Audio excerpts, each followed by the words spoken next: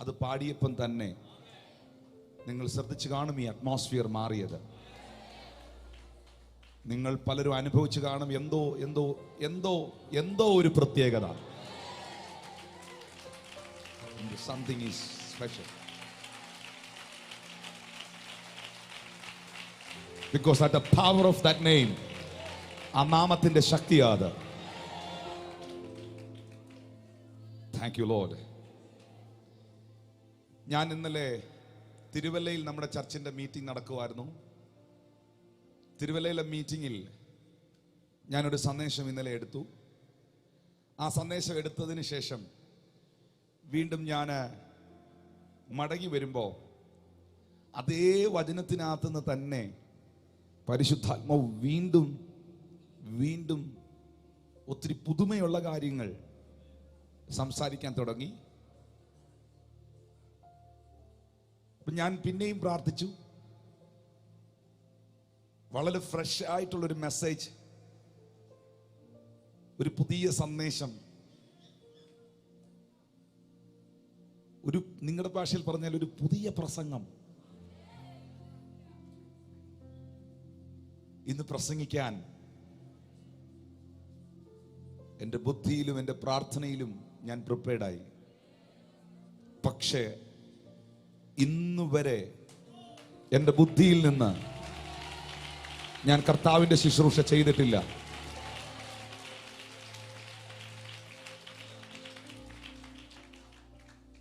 പരിശുദ്ധാത്മാവ് എന്ത് പറയുന്നു?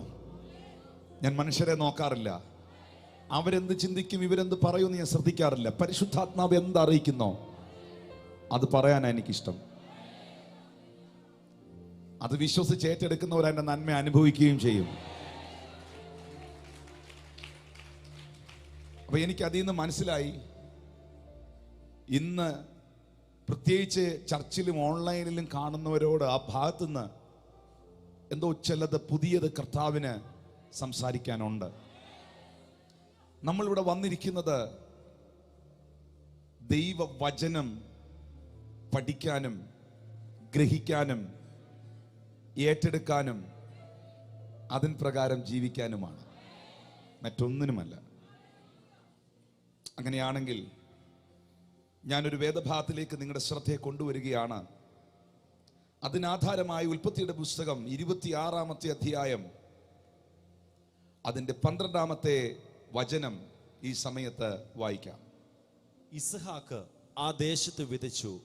ആ ആണ്ടിൽ 100 മേനി വിളവ് കിട്ടി. യഹോവ അവനെ അനുഗ്രഹിച്ചു. ഇസ്ഹാക്ക് ആ ദേശത്ത് വിതച്ചു. ആ ആണ്ടിൽ 100 മേനി വിളവ് കിട്ടി.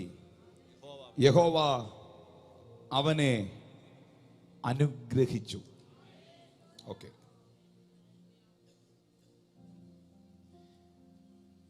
yes, Rejoice sir, can you please? For today's meditation, let's turn our attention to Genesis chapter 26 verse 12. It goes like this: Isaac planted crops in that land, and the same year reaped 100-fold, because the Lord blessed him. ഈ old ടെസ്റ്റ്മെന്റിൽ, പഴയ നിയമത്തിൽ പ്രധാനമായും 2 ക്യാരക്ടറുകൾ, 2 വ്യക്തിത്വങ്ങൾ പ്രധാനമായും യേശുക്രിസ്തുവിൻ്റെ ഷാഡോയാണ്, യേശുക്രിസ്തുവിൻ്റെ നിഴലാണ്. അതിൽ ഒന്ന് ഇസഹാക്കാണ്, 2 ജോസഫാണ്. ജോസഫിൻ്റെയും ഇസഹാക്കിൻ്റെയും ജീവിതം പഠിക്കുമ്പോൾ അവർ 2 പേരും യേശുക്രിസ്തുവിൻ്റെ നിഴലായി നിൽക്കുന്നത് തിരുവചനത്തിലൂടെ നമുക്ക് ഗ്രഹിക്കാൻ കഴിയും. We have in the Old Testament 2 important personalities who reflect the pattern or are shadows of Jesus Christ. They are Isaac and Joseph. ഈ ഇസഹാക്കും യേശുക്രിസ്തുവും പിതാവിനാൽ സ്നേഹിക്കപ്പെട്ട പുത്രന്മാരായിരുന്നു.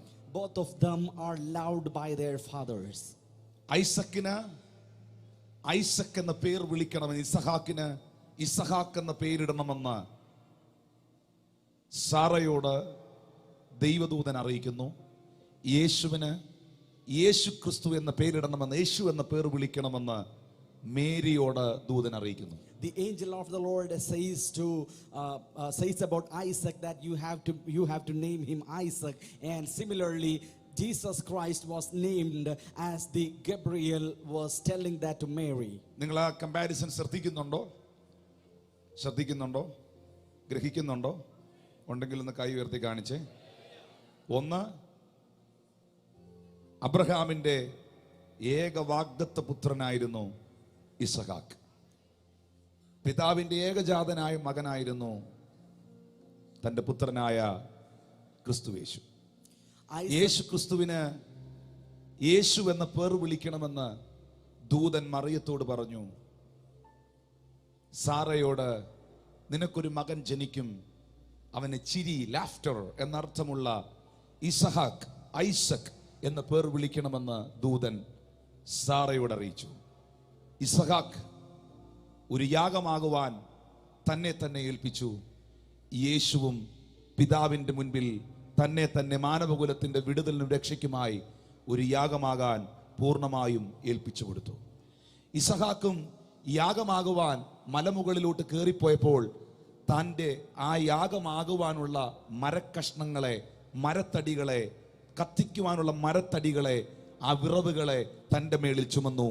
യേശുവും താൻ യാഗമാകാൻ മലയിൽ കയറുമ്പോൾ തൻ്റെ മരക്കുരിശിനെ താൻ തന്നെ ചുമന്നു. ഇസഹാക്ക് പിതാവിന്റെ കരങ്ങളിൽ യാഗമാകാൻ ഏൽപ്പിച്ചു കൊടുത്തു. യേശുവും ഏൽപ്പിച്ചു കൊടുത്തു.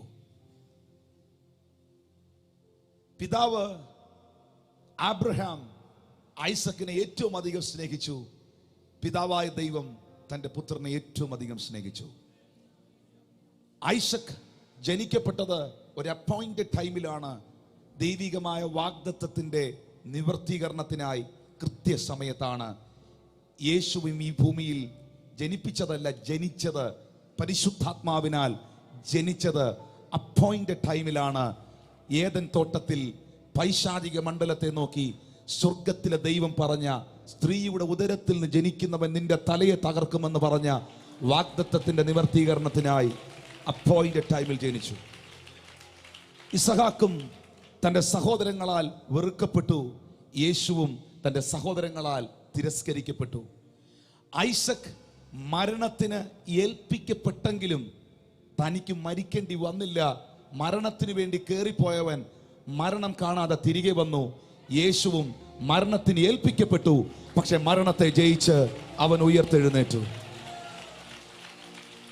ഇസഹാക്കും പിതാവിനോട് ചോദിച്ചു, അപ്പ വിറകും കത്തിയുമുണ്ട്, ഇതൊന്ന് ഒഴിവാക്കിക്കൂടെ? യാഗമൃഗം എവിടെ? യേശുവും ക്രൂശിൽ കിടന്ന് ചോദിച്ചു, പിതാവേ, കഴിയുമെങ്കിൽ ഈ പാനപാത്രം എങ്കിൽ നിന്ന് നീക്കണമേ. ഇസഹാക്ക് യാഗമാകാൻ മോറിയ മലയിലേക്ക് കയറിപ്പോയി. യേശു യാഗമാകാൻ കാൽവറി മലയിലേക്ക് കയറിപ്പോയി. ഇങ്ങനെ ഐസക്കിനെ വെച്ച് ഞാൻ കമ്പയർ ചെയ്യുമ്പോൾ യേശു കർത്താവിന്റെ നിഴലായി ഇസഹാക്ക് നിൽക്കുന്ന ഒത്തിരി മേഖലകൾ എനിക്ക് തിരുവെഴുത്തിൽ കാണാൻ കഴിയുന്നുണ്ട്. We have a clear-cut comparison of both these great personalities of the Old Testament. Especially Isaac is a shadow or a type of Christ. As the pastor said, we have both these personalities being so much loved by their fathers. Isaac was loved by Abraham, and Jesus Christ was loved by the Father, Abba Father. And Isaac was the promised child of Abraham. Jesus Christ was the only begotten son of God. And Isaac, as he was ascending the Mount Moriah, he was carrying on himself the firewood with which he is supposed to be sacrificed.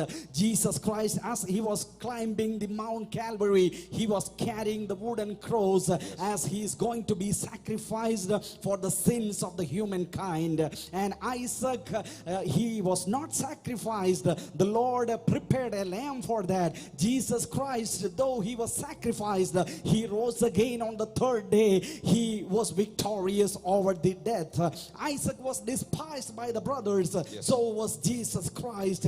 Isaac asked the Father, where's the lamb for the sacrifice? Even Jesus Christ asked the Father, Father, let this cup pass from me. Jesus asked like that.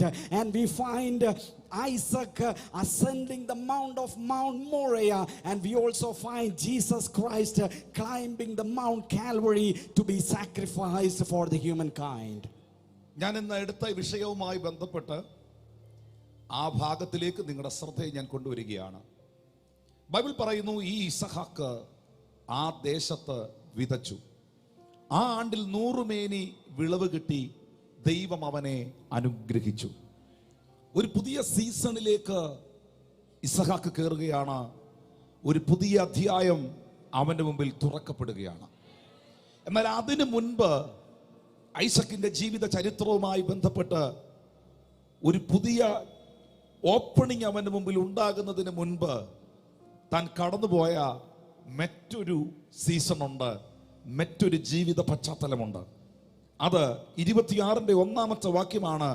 അബ്രഹാമിന്റെ കാലത്തുണ്ടായ മുമ്പിലത്തെ ക്ഷാമം കൂടാതെ പിന്നെയും ആ ദേശത്ത് ക്ഷാമം ഉണ്ടായി. അപ്പോൾ ഇസഹാക്ക് ഗെരാറിൽ ഫെലിസ്ത്യരുടെ രാജാവായ അബിമേലെക്കിന്റെ അടുക്കലേക്ക് പോയി. അബ്രഹാമിന്റെ കാലത്തുണ്ടായ അതേ ക്ഷാമം ഇസഹാക്കിന്റെ കാലത്തും ഉണ്ടാകുകയാണ്. നിങ്ങൾ ഇസഹാക്കിന്റെ ചരിത്രം പഠിക്കുമ്പോൾ അബ്രഹാം ഫേസ് ചെയ്ത, അബ്രഹാം അഭിമുഖീകരിച്ച മിക്ക പ്രശ്നങ്ങളും ഇസഹാക്കും അഭിമുഖീകരിച്ചിട്ടുണ്ട്. അബ്രഹാം കടന്നുപോയ പലതിലൂടെയും ഇസഹാക്കും കടന്നുപോയിട്ടുണ്ട്. അതിലൊന്നാമത്തെ വിഷയമാണ് അബ്രഹാമിന്റെ കാലത്തുണ്ടായ അതേ ക്ഷാമം, അപ്പൻ ഫേസ് ചെയ്ത അതേ ചലഞ്ച് മകൻ ഫേസ് ചെയ്യുകയാണ്. എന്നാൽ 7-ാമത്തെ വാക്യത്തിലേക്ക് വരുമ്പോൾ 6-7 വാക്യത്തിൽ പറയുന്നു, ഇസഹാക്ക് ഗെരാറിൽ പാർക്കുന്ന സമയത്ത് ആ സ്ഥലത്തെ ജനം അവന്റെ ഭാര്യയെക്കുറിച്ച് അവനോട് ചോദിച്ചു. അവൾ എൻ്റെ സഹോദരി എന്ന് അവൻ പറഞ്ഞു. റിബേക്ക സൗന്ദര്യമുള്ളവളാകൊണ്ട് ആ സ്ഥലത്തെ ജനം അവളുടെ നിമിത്തം തന്നെ കൊല്ലാതിരിക്കേണ്ടതിന് അവൾ എൻ്റെ ഭാര്യ എന്ന് പറയാൻ അവൻ ശങ്കിച്ചു. സ്വന്തം ഭാര്യയെ കാണിച്ചു കൊടുത്തിട്ട് ഇതെന്റെ പെങ്ങളാണ്, ഇതെന്റെ സിസ്റ്റർ ആണെന്ന് പറയേണ്ട അവസ്ഥ ഇസഹാക്കിന് വന്നു. ഇതേ അവസ്ഥയിലൂടെ അപ്പനായ അബ്രഹാമും പോയിട്ടുണ്ട്. വേദപുസ്തകം പഠിച്ചവർക്കറിയാം, ഇതേ അനുഭവത്തിലൂടെ സാറയെ കാണിച്ചിട്ട് ഇവളെന്റെ സഹോദരി എന്ന് പറയേണ്ട അവസ്ഥ, പ്രാണനെ ഭയന്ന് ജീവനെ ഭയന്ന് പറയേണ്ട സാഹചര്യം അപ്പനായ അബ്രഹാമും ഫേസ് ചെയ്തിട്ടുണ്ട്. അതേ കാര്യം ഇസഹാക്കിത ഫേസ് ചെയ്യുകയാണ്. ഞാനിങ്ങനെ ഓരോന്നോരോന്നായിട്ട് എടുത്തു വെച്ചാൽ അപ്പനായ അബ്രഹാം ഫേസ് ചെയ്ത പലതും മകനായ ഇസഹാക്ക് അടുത്ത തലമുറ ഫേസ് ചെയ്യുന്നത്, അഭിമുഖീകരിക്കുന്നത് എനിക്ക് തിരുവചനത്തിലൂടെ കാണാം. നിങ്ങൾക്ക് വിശ്വസിക്കാൻ കഴിയുമോ ഇല്ലയോ എന്ന് എനിക്കറിയില്ല. പക്ഷേ ജനറേഷണൽ ബ്ലെസ്സിങ്സ് ഉണ്ട്, ജനറേഷണൽ കേഴ്സ് ഉണ്ട്. പാരമ്പര്യ ശാപങ്ങളുണ്ട്, പാരമ്പര്യമായ അനുഗ്രഹങ്ങളുണ്ട്. ഇത് രണ്ടും നിഴൽ പോലെ പിന്തുടരുന്ന 2 യാഥാർത്ഥ്യങ്ങളാണ്, 2 സത്യങ്ങളാണ്. ഇത് മനുഷ്യ ജീവിതത്തിൽ മനുഷ്യൻ അനുഭവിക്കുന്ന 2 സത്യങ്ങളാണ്. പാരമ്പര്യ അനുഗ്രഹങ്ങളും പാരമ്പര്യ ശാപങ്ങളും. ഇത് വേദപുസ്തകത്തിനകത്ത് നിന്ന് ഉടനീളം അനവധി സത്യങ്ങൾ ഇതിൽ നിന്ന് തെളിയിക്കപ്പെടുവാനുണ്ടെങ്കിലും ഞാൻ നിങ്ങൾക്ക് മാനുഷികമായ നിലയിൽ ഒരു കാര്യം പറഞ്ഞാൽ മനസ്സിലാക്കാൻ കഴിയും. നിങ്ങളൊരു ഡോക്ടറെ കാണാൻ പോയി, ഒരു കാർഡിയോളജിസ്റ്റിനെ കാണാൻ പോയി, ഹൃദയ സംബന്ധമായ രോഗങ്ങൾക്ക് ചികിത്സ തരുന്ന ഒരു ഡോക്ടറെ നിങ്ങൾ കാണാൻ പോയാൽ ആ ഡോക്ടർ നിങ്ങളോട് ചോദിക്കുന്ന പ്രധാന ചോദ്യം, നിങ്ങളുടെ അപ്പനോ നിങ്ങളുടെ അമ്മയ്ക്കോ ഹാർട്ട് അറ്റാക്ക് ഉണ്ടായിട്ടുണ്ടോ? നിങ്ങളുടെ വീട്ടിൽ ആർക്കെങ്കിലും ഹൃദയ സംബന്ധമായ രോഗങ്ങൾ ഉള്ളവരുണ്ടോ? ജനറ്റിക്കായി നിങ്ങൾക്ക് ആർക്കെങ്കിലും കുടുംബത്തിൽ ആ പ്രശ്നമുള്ളവരുണ്ടോ? ഉണ്ടെങ്കിൽ നിങ്ങളുടെ ഹൃദയത്തെ നിങ്ങൾ വളരെയധികം സൂക്ഷിക്കണം. നിങ്ങളുടെ ഭക്ഷണത്തെ നിങ്ങൾ ക്രമപ്പെടുത്തണം. ഇടയ്ക്കൊക്കെ വല്ലപ്പോഴുമൊക്കെ ആണ്ടിൽ ഒരിക്കലെങ്കിലും ഹാർട്ടിന്റെ ചെക്കപ്പുകളൊക്കെ നിങ്ങൾ റെഗുലറായി നടത്തണമെന്ന് ഒരു കാർഡിയോളജിസ്റ്റ് ഹിസ്റ്ററി എടുത്തിട്ട് പറഞ്ഞിരിക്കും. നിങ്ങളൊരു ഡയബറ്റീസ് പേഷ്യന്റ് ആയോ ഒരു ബ്ലഡ് ഷുഗർ പേഷ്യന്റ് ആയോ ആ നിലകളിൽ ഒരു പ്രശ്നവുമായിട്ടോ ചെല്ലുമ്പോൾ ഉറപ്പായും നല്ലൊരു ഡോക്ടർ ആണെങ്കിൽ ചോദിച്ചിരിക്കും, നിങ്ങളുടെ ഭവനത്തിൽ ആർക്കെങ്കിലും പാരമ്പര്യമായി ഡയബറ്റീസ് ഉണ്ടോ? അമ്മയ്ക്കോ അപ്പനോ കുടുംബത്തിൽ ആർക്കെങ്കിലും ഈ രോഗം അവർ അനുഭവിക്കുന്നുണ്ടോ? ഒരു മാനസിക പ്രശ്നം കാണിക്കുവാൻ ഒരു സൈക്കാട്രിസ്റ്റിന്റെ അടുക്കൽ കൊണ്ടു ചെന്നാൽ ആ സൈക്കാട്രിസ്റ്റ് ഈ മാനസിക രോഗിയായ കുട്ടിയെ ഇരുത്തിയിട്ട് കൊണ്ടുവന്നവരോട് ചോദിക്കും, ഇവളുടെ വീട്ടിൽ മറ്റാർക്കെങ്കിലും അപ്പനോ അമ്മയ്ക്കോ കുടുംബത്തിൽ സഹോദരങ്ങൾക്കോ ആർക്കെങ്കിലും മാനസിക പ്രശ്നങ്ങൾ ഉള്ളവരുണ്ടോ? ഇങ്ങനെ എല്ലാ കേസിലും 18 വർഷമായി തലമുറകളില്ലാത്തവർ, ഇതൊക്കെ ഞാൻ പറയുന്നത് അറിയാവുന്നവർക്ക് മനസ്സിലാകുന്നുണ്ട്. 18 വർഷമായി മക്കളില്ല, 20 വർഷമായി മക്കളില്ല. ഒരു ഗൈനക്കോളജിസ്റ്റിനെ നിങ്ങൾ കാണിക്കാൻ പോയാൽ ആ ഗൈനക്കോളജിസ്റ്റ് ചോദിച്ചിരിക്കും, നിങ്ങളുടെ സഹോദരങ്ങൾക്കൊക്കെ മക്കളുണ്ടോ? നിങ്ങളുടെ വീട്ടിൽ ആരെങ്കിലും മച്ചിയായി നിൽക്കുന്നുണ്ടോ? തലമുറകളില്ലാത്ത ആരെങ്കിലും നിങ്ങളുടെ ഭവനത്തിൽ ഇത്രയും വർഷമായി ഈ ട്രഡീഷനകത്ത്, ജെനറ്റിക്കിനകത്ത് വന്നു കയറിയിട്ടുണ്ടോ? ഞാനിപ്പോൾ പറയുന്നത് ബൈബിൾ അല്ല, ഞാനിപ്പോൾ പറയുന്നത് ശാസ്ത്രമാണ്. ശാസ്ത്രവും ബൈബിളും ഒരുപോലെ അടിവരയിട്ട് ഉറപ്പിക്കുന്നു, പാരമ്പര്യ അനുഗ്രഹങ്ങളുണ്ട്, പാരമ്പര്യ ശാപങ്ങളുണ്ട്. ഹല്ലേലൂയ. ശാസ്ത്രവും ബൈബിളും അടിവരയിട്ട് ഒരുപോലെ പറയുന്നു, ഇതൊരു സത്യമാണ്, ഇതൊരു യാഥാർത്ഥ്യമാണ്. ഇന്ന് ഈ സന്ദേശം ഞാനിവിടെ എടുക്കുമ്പോൾ, ഈ മെസ്സേജ് ഞാനിവിടെ പ്രസംഗിച്ചുകൊണ്ടിരിക്കുമ്പോൾ എന്തിനാ ഇത് കയറി വന്നെന്ന് ചോദിച്ചാൽ, പാരമ്പര്യമായി കയറി വന്ന പലതും ഇന്ന് പകൽ സ്വർഗം ഇതിനകത്ത് പൊളിച്ചു കളയാൻ വിശ്വസ്തനാണ്. അത് വിശ്വസിക്കുന്നവർക്കായി ഞാൻ ദൈവത്തെ സ്തുതിക്കുന്നു. All the traditional curses, all the tradition, വേണ്ടാത്തവരെ വിട്ടോ, വേണ്ടുന്നവരെടുത്തോ.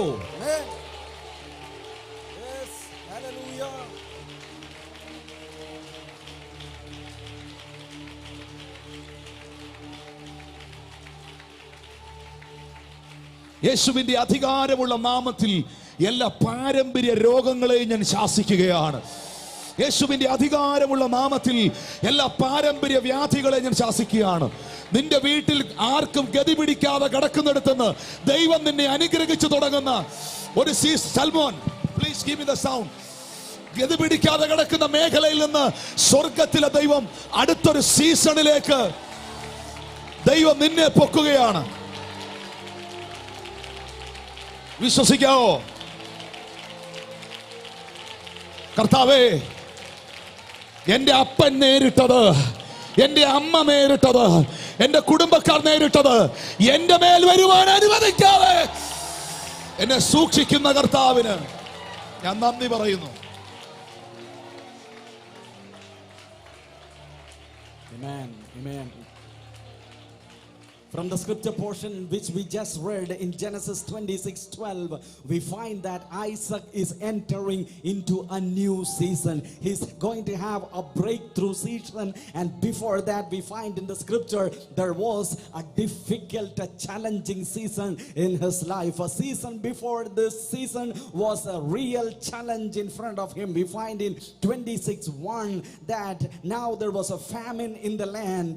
As the pastor said, what all problems his father Abraham was undergoing, the same sort of challenges this man Isaac had to undergo, and that was really difficult situation.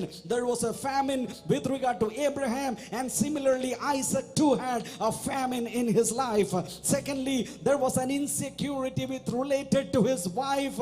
This his father also underwent, and here too his wife is having the same challenge. And from 6 onwards we see that he had to point to his wife and say, this is not my wife, this is my sister. And as the pastor said, a truth which we find, a pattern which we find here is that there are generational blessings. Similarly, there are also generational curses. Whether you believe it or not, this is a reality. You take the case history of your past life, of your previous generation, or go to the previous generation, you will find the same problem, the same challenge which you are undergoing. The previous generation also underwent. Pastor was talking about an example. If you go to consult a doctor, the doctor will be asking the case history. He may ask, is there any genetic problem? Does anyone in your previous generation had a case history of diabetes or heart attack or any other disease? For any other disease, take any disease, there will be a procedure. This mode of diagnosis will be there. Doctor will be asking the case history, and both signs, as the pastor said, both signs as well as Bible says, there are generational blessings and also there are generational curses. But as the man of God proclaimed here, the Lord is breaking the generational curses which was afflicting you, and the Lord is transforming and changing you into a new season of blessing, and that is right now happening in your life. ഞാൻ ഇവിടെ നിന്ന് സംസാരിക്കുമ്പോൾ ഞാനൊരു ശബ്ദം കേൾക്കുകയാണ്. ഞാൻ ആ ശബ്ദത്തിലാണ് ഇങ്ങനെ ഫോക്കസ്ഡ് ആയിട്ട് നിന്നത്. കർത്താവിന്റെ ആത്മാ പറയുന്നു, നീ ജനത്തോട് പറ, ഇവരനുഭവിച്ചതൊന്നും ഇവരുടെ തലമുറ അനുഭവിക്കേണ്ടി വരികയില്ല എന്ന്. ഓ, നീ ജനത്തോട് പറ.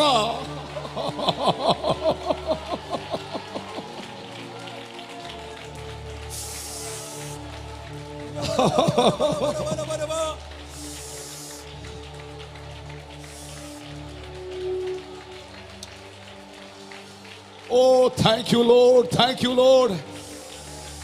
യേശുവിന്റെ അധികാരമുള്ള നാമത്തിൽ, യേശുവിന്റെ അധികാരമുള്ള നാമത്തിൽ തന്റെ ജനത്തെ മാനിക്കുന്ന ദൈവത്തിന് ഞാൻ സ്തോത്രം ചെയ്യുക.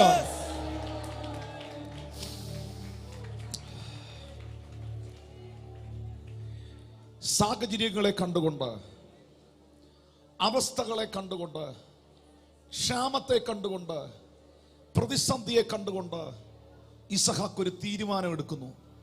ആ തീരുമാനമാണ് രണ്ടാമത്തെ വാക്ക് എന്ന് പറയുന്നത്. യഹോവ അവന് പ്രത്യക്ഷമായി അരുളി ചെയ്തത്, നീ മിസ്രൈമിലേക്ക് പോകരുത്, ഞാൻ നിന്നോട് കൽപ്പിക്കുന്ന ദേശത്ത് നീ പാർക്ക. നീ മിസ്രൈമിലേക്ക് പോകരുത്, ഞാൻ നിന്നോട് കൽപ്പിക്കുന്ന ദേശത്ത് പാർക്ക. ദൈവമക്കളെ, ഞാൻ അല്പനിമിഷം മുമ്പ് പറഞ്ഞ ആ വാക്കുമായി ബന്ധപ്പെട്ട് ഒട്ടനവധി സാക്ഷ്യങ്ങൾ ഒരുപാട് പേരുടെ ജീവിതവുമായി കണക്ട് ചെയ്ത് ഈ ചർച്ചിലും പല സ്ഥലങ്ങളിലും എനിക്ക് പരാമർശിക്കാനുണ്ട്. എൻ്റെ ഓർമ്മയിൽ വരുന്നതുണ്ട്, എൻ്റെ ഓർമ്മയിൽ ഇല്ലാത്തതുണ്ട്. ഇപ്പോഴും ഓർത്തിരിക്കുന്ന സംഭവങ്ങളുണ്ട്, ഞാൻ കേട്ട് മറന്നതുണ്ട്. നിങ്ങളിൽ പലർക്കും അതിനേക്കാൾ കൂടുതൽ അറിവ് ഇവിടെ കേട്ട സാക്ഷ്യങ്ങളിൽ നിങ്ങൾക്കുണ്ട്. ഞാൻ ഇപ്പോഴും ഓർക്കുന്നു, വർക്കലയിൽ നിന്ന് ഒരു സഹോദരി ഈ ചർച്ചിൽ വന്നത് 2012-13 സമയങ്ങളിൽ ഈ ചർച്ചിൽ ആ സഹോദരി വരുമ്പോൾ ആ ഭാഗത്ത് നിന്ന് രോഗികൾക്ക് വേണ്ടി പ്രാർത്ഥിക്കുവാൻ എഴുന്നേൽപ്പിച്ച സാഹചര്യത്തിൽ ഈ സഹോദരി മുന്നിലേക്ക് വന്ന ആ സഹോദരി പറഞ്ഞ പ്രാർത്ഥനാ വിഷയം ഇതാണ്. ആ വീട്ടിലെ ആ സഹോദരിയുടെ 5 മക്കളാണ്. മറ്റ് 4 മക്കളും 4 പേരും, മൂത്തത് 4 പേരും ക്യാൻസർ രോഗത്താൽ മരണപ്പെട്ടു. അമ്മ ക്യാൻസർ രോഗത്താൽ മരണപ്പെട്ടു. 4 സഹോദരങ്ങൾ ക്യാൻസർ രോഗത്താൽ മരണപ്പെട്ടു. എല്ലാവർക്കും ക്യാൻസർ വരുന്നത് വായ്ക്കകത്താണ്. ഈ സഹോദരിയും ഇവിടെ വന്നത് നിങ്ങൾക്ക് ഓർമ്മയുണ്ടെന്ന് അറിയത്തില്ല. വായ്ക്കകത്ത് ക്യാൻസർ ബാധിച്ചാണ് 5ാമത്തെ മരണവും 5ാമത്തെ ശവപ്പെട്ടിയും കണ്ടുകൊണ്ട് ഈ സഹോദരി ഇവിടെ വന്ന് നിൽക്കുന്നത്. ആ സഹോദരിക്ക് വേണ്ടി അന്ന് പ്രാർത്ഥിച്ച പ്രാർത്ഥനയിൽ കർത്താവിനോട് ഞാൻ ഇങ്ങനെ പറഞ്ഞു, പിതാവേ, പിന്തുടർച്ചയായി കയറി വരുന്നതിൽ നിന്ന് അവിടുത്തെ വചനം ഇങ്ങനെയാ പറയുന്നേ, വ്യർത്ഥവും പിതൃപാരമ്പര്യവുമായുള്ള നിങ്ങളുടെ നടപ്പിൽ നിന്ന് നിങ്ങളെ വീണ്ടെടുത്തത് വെള്ളി പൊന്ന് അഴിഞ്ഞു പോകുന്ന വസ്തുക്കളല്ല, ക്രിസ്തുയേശുവിന്റെ നിഷ്കളങ്കവും നിർദോഷവുമായ കുഞ്ഞാടിന്റെ വിലയേറിയ രക്തമാണ്. വ്യർത്ഥമായ പാരമ്പര്യങ്ങളിൽ നിന്ന് ഞങ്ങളെ പൊട്ടിച്ചെടുത്തൊരു രക്തമുണ്ട്. വ്യർത്ഥമായ പാരമ്പര്യങ്ങളിൽ നിന്ന് ഞങ്ങളെ അടർത്തിയെടുത്തൊരു രക്തമുണ്ട്. വ്യർത്ഥമായ പാരമ്പര്യങ്ങളിൽ നിന്ന് ഞങ്ങളെ സംരക്ഷിക്കുന്ന ഒരു രക്തമുണ്ട്. വ്യർത്ഥമായ പാരമ്പര്യങ്ങളിൽ നിന്ന് ഞങ്ങളെ പ്രൊട്ടക്ട് ചെയ്യുന്ന, ഞങ്ങൾക്ക് വേണ്ടി സംസാരിക്കുന്ന ഹാബേലിന്റെ രക്തത്തെക്കാൾ ഗുണകരമായി സംസാരിക്കുന്ന ഒരു രക്തമുണ്ട്. സാറേ, ഈ ചർച്ചിന്റെ ഉണർവിന്റെ ഒരു പ്രധാന ഭാഗം തന്നെ അതായിരുന്നു. ആ മകളിലുണ്ടായ അത്ഭുതകരമായ സൗഖ്യം. അവരിന്നും മരിച്ചിട്ടില്ല, അവർക്കിന്നും ഒന്നും സംഭവിച്ചിട്ടില്ല. സഹോദരങ്ങളെ, കുറച്ച് നാളുകൾക്ക് മുമ്പ് എനിക്ക് തോന്നുന്നു ഈ കോവിഡൊക്കെ കഴിഞ്ഞ്, ഈ പാൻഡമിക് ഒക്കെ കഴിഞ്ഞ് 2021 ചർച്ചൊക്കെ ആരംഭിച്ച് 100 പേര് 150 പേര് കൂടുന്ന ആ സമയത്തും ആ സഹോദരി ഇവിടെ പ്രാർത്ഥിക്കാൻ വന്നത് ഞാൻ ഓർക്കുന്നു. നീണ്ട 5-6 വർഷങ്ങൾക്ക് ശേഷം ഞാൻ ഇങ്ങനെ നിങ്ങളോട് പറയാം, എത്ര പാരമ്പര്യ ബന്ധനങ്ങളും ശാപങ്ങളും നിന്റെ ഭവനത്തിലുണ്ടെങ്കിലും, അതിൽ നിന്നെല്ലാം നിന്നെ വിടുവിച്ച് പുറത്തിറക്കാൻ യേശുവിന് കഴിയും. നിന്റെ ചരിത്രങ്ങളെ മാറ്റാൻ ആ നാമത്തിന് കഴിയും. മനുഷ്യനല്ല, വ്യക്തികൾക്കല്ല, ആ നാമത്തിന് കഴിയും.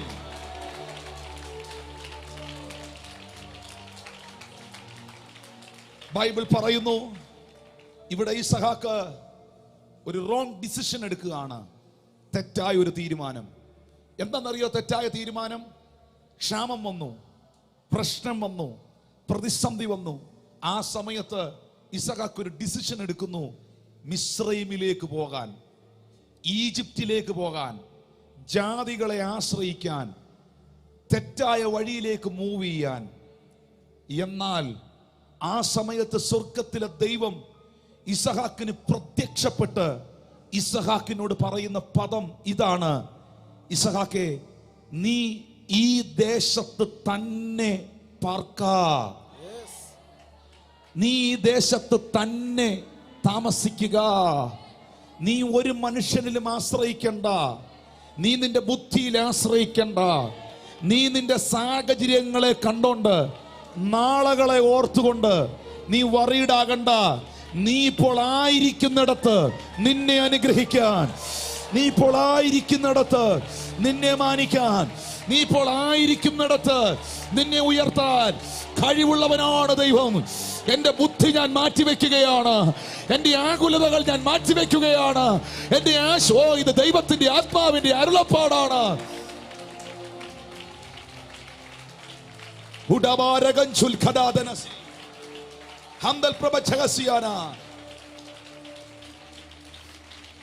ഇസഹാക്ക് തന്റെ ബുദ്ധിയിൽ ആശ്രയിക്കുന്നു, ഇസഹാക്ക് തന്റെ കഴിവിൽ ആശ്രയിക്കുന്നു.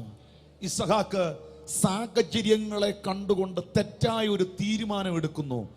സഭയോട് തൊഴുകയോടെ പറയട്ടെ, സാഹചര്യങ്ങളെ കണ്ടുകൊണ്ടും മെന്റലി ആൻഡ് ഇമോഷണലി ഫീലിംഗുകൾ നിമിത്തം, മാനസികമായും വൈകാരികമായുമുള്ള ഇമോഷണൽ ഫീലിംഗുകൾ നിമിത്തം ഒരിക്കലും നിങ്ങൾ തെറ്റായ ഒരു തീരുമാനം എടുക്കരുത്.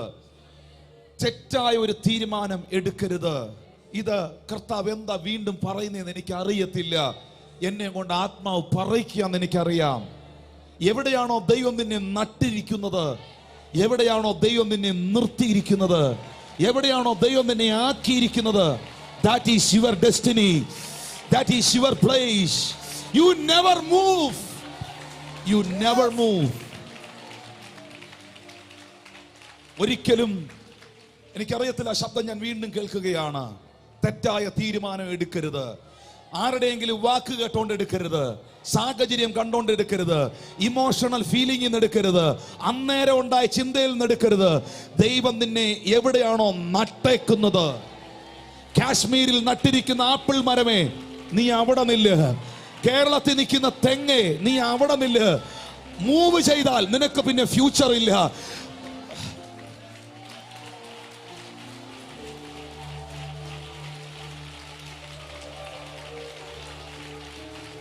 നീ കരുതുണ്ടെന്ന്, പക്ഷേ you are going to finish. നീ ഇവിടെ തന്നെ പാർക്കാ, നീ ഇവിടെ തന്നെ താമസിക്കുക. ഞാൻ കൽപ്പിക്കുന്ന ദേശത്ത് പാർക്കാ, നീ ഇവിടെ തന്നെ എന്തിനാ? ഞാൻ നിന്റെ കൂടെ ഇരുന്ന് നിന്നെ അനുഗ്രഹിക്കും. നിനക്കും നിന്റെ സന്തതിക്കും ഈ ദേശമൊക്കെയും തരും. നിന്റെ പിതാവായ അബ്രഹാമിനോട് വാഗ്ദത്തം ചെയ്ത സത്യം ഞാൻ നിവർത്തിക്കും. ഇത്രയേ ഉള്ളൂ. വാഗ്ദത്തമുള്ളവർ സാഹചര്യങ്ങളെ കണ്ടോണ്ട് തെറ്റായ തീരുമാനങ്ങൾ എടുക്കരുത്.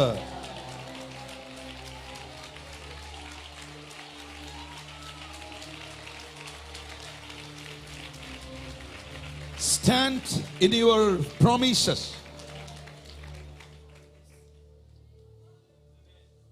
ഇത് ദൈവത്തിന് ദൂതനെ അയച്ച് പറയാം. ഇത് ദൈവത്തിന് മറ്റാരെയും കൊണ്ടെങ്കിലും പറയിക്കാം. എന്തിനേറെ പറയുന്നു, ബിലയാമിനോട് കഴുതയും കൊണ്ടുവരെ സംസാരിപ്പാൻ പ്രാപ്തിയുള്ള ദൈവത്തിന് മറ്റാരെയും കൊണ്ട് വേണമെങ്കിലും ഇസഹാക്കിനോട് ഇത് പറയിക്കാം. പക്ഷെ ദൈവം നേരിട്ട് അവന് പ്രത്യക്ഷനാകുകയാണ്. കാരണം ഇതൊരു സീരിയസ് എൻകൗണ്ടർ ആണ്.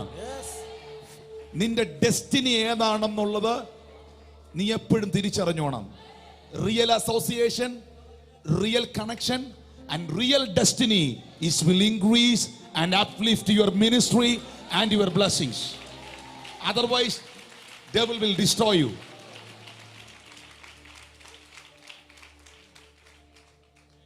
It's very important. Thank you Jesus. ദൈവം നേരിട്ട് വന്ന് പറയുന്നു, മോനെ നീ ഇപ്പൊ ക്ഷാമം കണ്ടോണ്ടല്ലേ ഈ തീരുമാനം എടുക്കുന്നേ? നിന്റെ പ്രസന്റ് സിറ്റുവേഷൻ, നിന്റെ ഇപ്പോഴത്തെ അവസ്ഥകളുടെ മുമ്പിലല്ലേ നീ ഇങ്ങനെ വിഷമിച്ചിരിക്കുന്നേ? നിന്റെ ഇപ്പോഴത്തെ സാഹചര്യം കണ്ടോണ്ടല്ലേ നിന്റെ മനസ്സ് മടുത്തിരിക്കുന്നേ? നിന്റെ ഇപ്പോഴത്തെ സാഹചര്യങ്ങൾ കണ്ടോണ്ടല്ലേ നീ എന്നെ തന്നെ അങ്ങ് മറന്നുപോയേ? പക്ഷെ നീ ഓർക്കുന്നുണ്ടോ നിന്റെ അപ്പനായ അബ്രഹാമിനോട് ഞാൻ കൊടുത്ത വാഗ്ദത്തം? നീ ഓർക്കുന്നുണ്ടോ നിനക്ക് ഞാൻ തന്ന വാഗ്ദത്തം? നീ ഓർക്കുന്നുണ്ടോ നിന്റെ തലമുറയ്ക്ക് ഞാൻ തന്ന വാഗ്ദത്തം? ഇന്ന് പകലാവാ നിന്റെ നിക്ഷേപം. നീ അത് മറക്കരുത്, നീ അത് മറക്കരുത്. പരിശുദ്ധാത്മ പറയുന്നു, നീ അത് മറക്കരുത്. ഞാൻ സത്യം ചെയ്തതിനെ ഞാൻ നിവർത്തിക്കും, ഞാൻ വാഗ്ദത്തം ചെയ്തതിനെ ഞാൻ നിവർത്തിക്കും, ഞാൻ അരുളി ചെയ്തതിനെ ഞാൻ നിവർത്തിക്കും. ഞാൻ പറയും, അത് സ്ഥാപിക്കപ്പെടും. ഞാൻ പ്രസ്താവിക്കും, അത് അങ്ങനെ തന്നെ സംഭവിക്കും.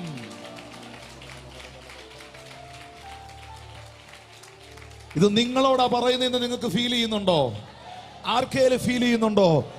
പ്രസന്റ് സിറ്റുവേഷനെ കണ്ടുകൊണ്ട്, നാളകളെ ഓർത്തുകൊണ്ട്, ഭാവിയെ ഓർത്തുകൊണ്ട്, തലമുറയെ ഓർത്തുകൊണ്ട്, ആശയക്കുഴപ്പങ്ങൾ അകത്തിട്ട് സാഹചര്യങ്ങളെ കണ്ടുകൊണ്ട് ഏതെങ്കിലും വിഷയത്തിൽ ഭാരപ്പെടുന്നവർ എന്നെ കേൾക്കുന്നെങ്കിൽ ആത്മാവ് നിന്നോട് അറിയിക്കുന്നു, നീ മറ്റൊന്നും ഓർക്കണ്ട, നിന്നോട് വാഗ്ദത്തം ചെയ്ത ദൈവത്തെ.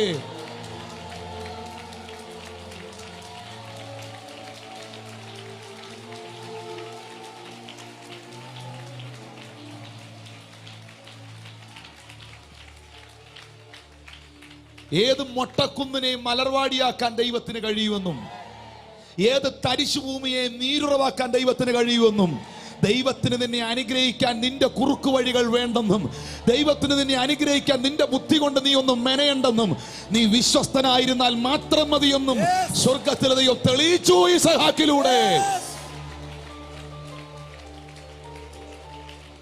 തെളിയിച്ചു.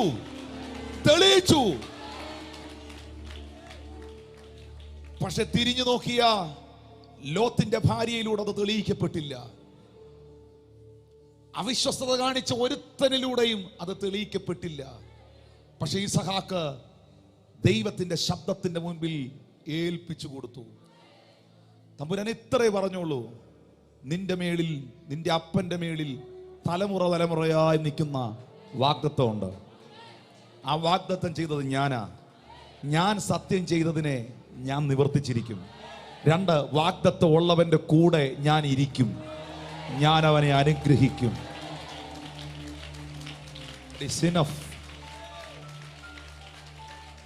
ഇനഫ്. ഇപ്പോൾ നിനക്ക് ക്ഷാമമായിരിക്കാം, ഇപ്പോൾ വിശപ്പായിരിക്കാം, ഇപ്പോൾ പ്രശ്നമായിരിക്കാം, ഇപ്പോൾ നിന്റെ കയ്യിൽ ഗോതമ്പില്ലായിരിക്കാം, ഇപ്പോൾ നിന്റെ കയ്യിൽ ഒന്നുമില്ലായിരിക്കാം. പക്ഷെ നിന്റെ പക്കൽ ആർക്കും ഇല്ലാത്തൊരു വാഗ്ദത്തം ഇരിപ്പുണ്ടോ?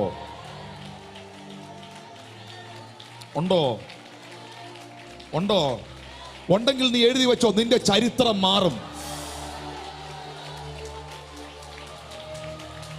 നിന്റെ ചരിത്രം മാറും. ചരിത്രം മാറും മോനെ, മാറും.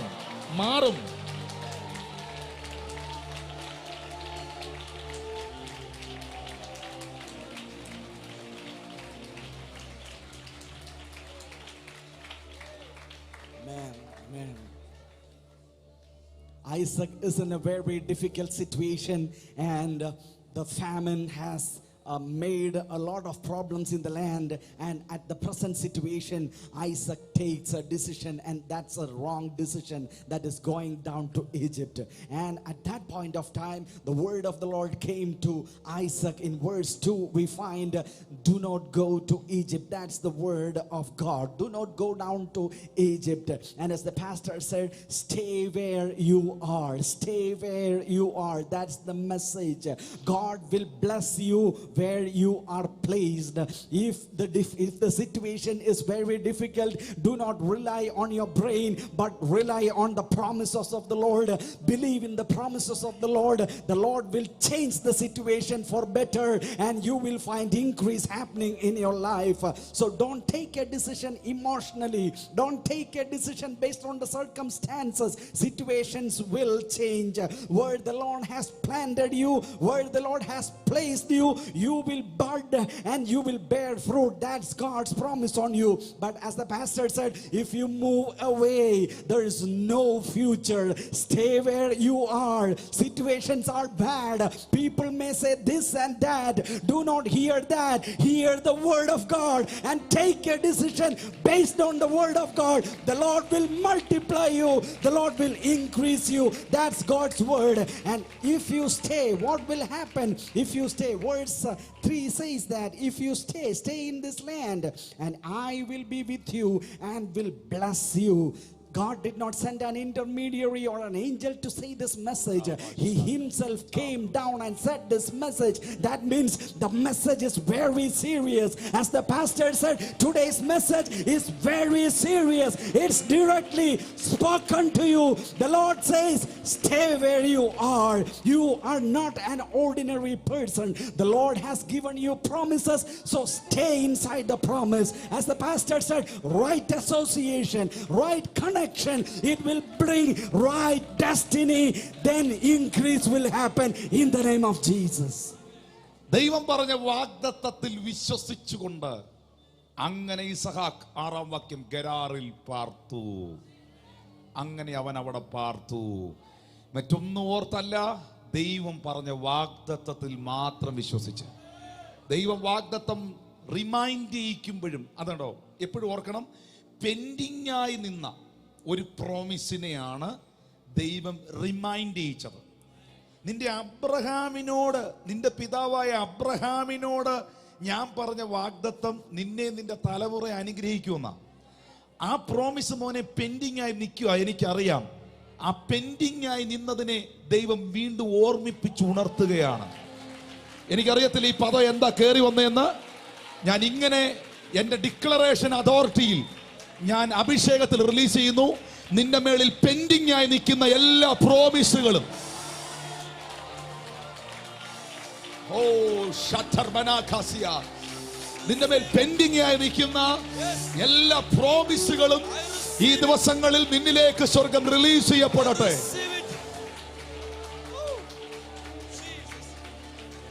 Pending promises. ആ വാഗ്ദത്തത്തിൽ വിശ്വസിച്ച് അവൻ ഗെരാറിൽ പാർത്തു. എന്നാൽ അവിടെയും അടുത്ത ചലഞ്ച് ഇസഹാക്കിന് നേരിടുകയാണ്. അവന്റെ ഭാര്യ സൗന്ദര്യമുള്ളവളായതുകൊണ്ട് ആ ദേശത്തിലുള്ളവർ അവളെ ആഗ്രഹിച്ചു. എന്നാൽ പലരോടും ഇസഹാക്ക് പറഞ്ഞത് റബെക്ക എൻ്റെ പെങ്ങളാണെന്നാണ്. ഭാര്യയാണെന്ന് പറഞ്ഞാൽ ഇവനെ കൊന്ന് റബെക്കായെ പിടിച്ചോണ്ട് പോകും. അതുകൊണ്ട് അവൻ ആ നിലയിൽ പറഞ്ഞെങ്കിലും അത് അബിമെലേക്ക് എന്ന രാജാവ് അറിഞ്ഞു. അബിമെലേക്ക് എങ്ങനെ അറിഞ്ഞു എന്നൊരു ക്വസ്റ്റ്യൻ ഉണ്ട്. ഞാൻ ഇങ്ങനെ വിശ്വസിക്കുന്നു, എൻ്റെ ദൈവം അത് അബിമെലേക്കിനെ അറിയിച്ചു. എന്തറിയിച്ചു? അബിമെലേക്കേ, നീ അവളുടെ മേൽ നോട്ടം വെക്കരുത്. അവൾ അവൻ്റെ പെങ്ങളല്ല, അവൾ അവൻ്റെ ഭാര്യയാണ്. അതുകൊണ്ടാണ് 9-ാമത്തെ വാക്യത്തിൽ അബിമെലേക്ക് ഇസഹാക്കിനെ വിളിച്ചു. അവൾ നിന്റെ ഭാര്യയാകുന്നു നിശ്ചയം. എനിക്കത് കൺഫ്യൂഷൻ ഒന്നുമില്ല. പിന്നെ എൻ്റെ സഹോദരി എന്ന് നീ പറയുന്നത് എങ്ങനെയെന്ന് ചോദിച്ചതിന് ഇസഹാക്ക് അവനോട്, അവളുടെ നിമിത്തം ഞാൻ മരിക്കാതിരിക്കാനാകുന്നു അങ്ങനെ പറഞ്ഞത് എന്ന് പറഞ്ഞു. അപ്പോൾ അബിമെലേക്ക്, നീ ഞങ്ങളോട് ഈ ചെയ്തത് എന്ത്? ജനത്തിൽ ആരെങ്കിലും നിന്റെ ഭാര്യയുടെ കൂടെ ശയിക്കുവാനും നീ ഞങ്ങളുടെ മേൽ കുറ്റം വരുത്തുവാനും സംഗതി വരുമല്ലോ എന്ന് പറഞ്ഞു. പിന്നെ അബിമെലേക്ക് പറയുകയാണ്, ഈ പുരുഷനെയോ അവന്റെ ഭാര്യയോ തൊടുന്നവന് മരണശിക്ഷ ഉണ്ടാകുമെന്ന് സകല ജനത്തോടും കൽപ്പിച്ചു. ഈ പുരുഷനെയോ അവന്റെ ഭാര്യയോ തൊടുന്നവന് മരണശിക്ഷ ഉണ്ടാകുമെന്ന് അബീമേലെക്ക് എന്ന രാജാവ് രാജ്യത്തിൽ ഒരു കൽപ്പന പുറപ്പെടുവിക്കുക. ഞാനതിന് നല്ലൊരു പദം കൊടുക്കാം, റോയൽ പ്രൊട്ടക്ഷൻ. ഒന്ന് പറയാമോ വാക്ക്? Royal protection. രാജ്യം കൊടുക്കുന്ന സംരക്ഷണം, രാജാവ് കൊടുക്കുന്ന സംരക്ഷണം. ഇന്ന് ഓൺലൈനിൽ കാണുന്നവരും ഇവിടെ ഇരിക്കുന്നവരും ഒരു സത്യം മനസ്സിലാക്കണം, വാഗ്ദത്തമുള്ളവന്റെ മേളിൽ ദൈവം എല്ലാ കാലത്തും ഒരു റോയൽ പ്രൊട്ടക്ഷൻ വയ്ക്കും.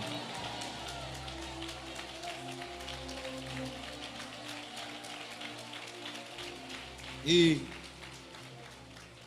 രാജാവ് കൽപ്പിക്കുന്ന രാജകീയമായ സംരക്ഷണം നിങ്ങൾ അതിനെക്കുറിച്ച് കണ്ടിട്ടുണ്ടോ? ഈ ഓൺലൈനിലൂടെ ഒത്തിരി കാര്യങ്ങൾ പറയാൻ എനിക്ക് ബുദ്ധിമുട്ടുണ്ട്. നമ്മൾ രാജാക്കന്മാർ ഭരിക്കുന്ന രാജ്യങ്ങളിലേക്ക് പോയാൽ, മിഡിൽ ഈസ്റ്റിലേക്കും രാജകീയ ഭരണങ്ങൾ നടക്കുന്നിടത്തേക്ക് പോയാൽ, അവിടുത്തെ രാജാവ് ഒരു കൽപ്പന ഇട്ടാൽ പിന്നെ അതിനപ്പുറം ഇല്ല. ഒത്തിരി കാര്യങ്ങൾ, ഞാനിങ്ങനെ ഒരു സഞ്ചാരി ആയതുകൊണ്ട് സുവിശേഷത്തിന് വേണ്ടി പോകുന്നുണ്ട്, പലരും പറയുന്ന അനുഭവങ്ങൾ എനിക്കറിയാം. സുൽത്താൻ പോകുന്ന വഴിയിൽ ഒരു ബിൽഡിംഗ് റോങ് ആയി നിൽക്കുന്ന കണ്ടാൽ, അത് 25 നിലയുള്ളതാണെങ്കിലും സുൽത്താൻ കൽപ്പന ഇടുകയാണ്, നാളെ അത് പൊളിച്ചേക്കുമെന്ന് പറഞ്ഞാൽ പിന്നെ കമ്മിറ്റി ഒന്നുമില്ല. നാളെ അവിടെ JCB വരും, നാളെ ഇടി തുടങ്ങുകയാണ് അവിടെ. ഹല്ലേലൂയ.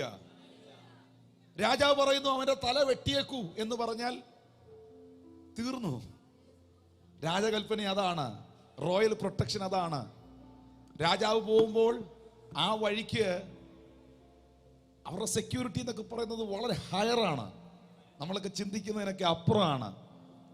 അങ്ങനെയാണെങ്കിൽ രാജ്യത്തിലെ രാജാവ് ഒരു സാധാരണ മനുഷ്യന് ഒരു റോയൽ പ്രൊട്ടക്ഷൻ, തൊട്ടേക്കരുത്. ആ പദം നിങ്ങൾ ശ്രദ്ധിച്ചോ? തൊട്ടേക്കരുത്, തൊടാൻ പാടില്ല. അവന്റെ ഭാര്യ മാത്രമല്ല, ഈ പുരുഷനെയോ അവന്റെ ഭാര്യ, അവന്റെ കുടുംബത്തെ തുടരുത്.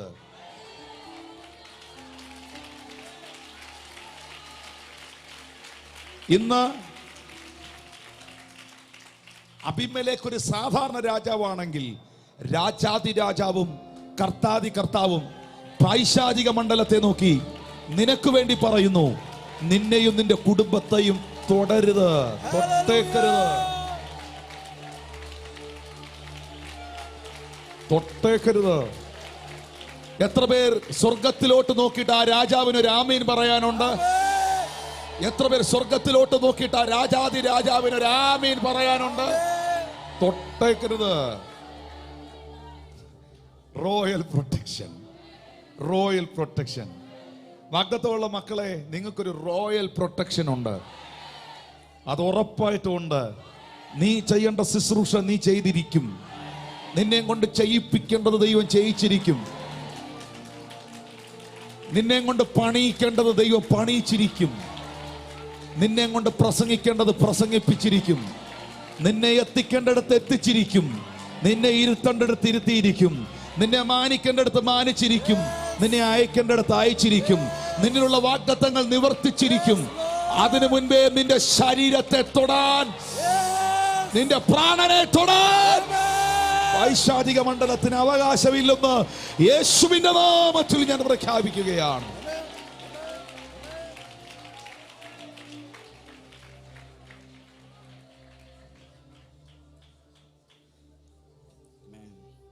In verse 6 of Genesis chapter 26, we find this man Isaac makes a new decision. He has taken a new decision. The decision is the decision to stay. He stayed in Gerar.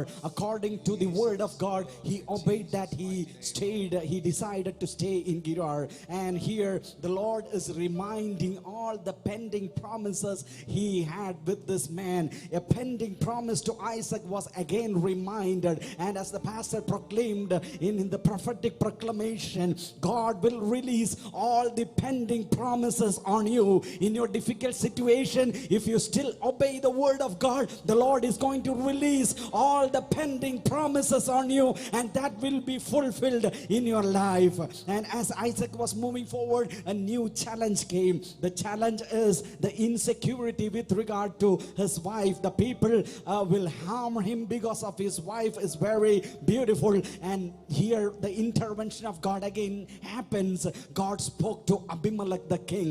In verse 9, Abimelech understood that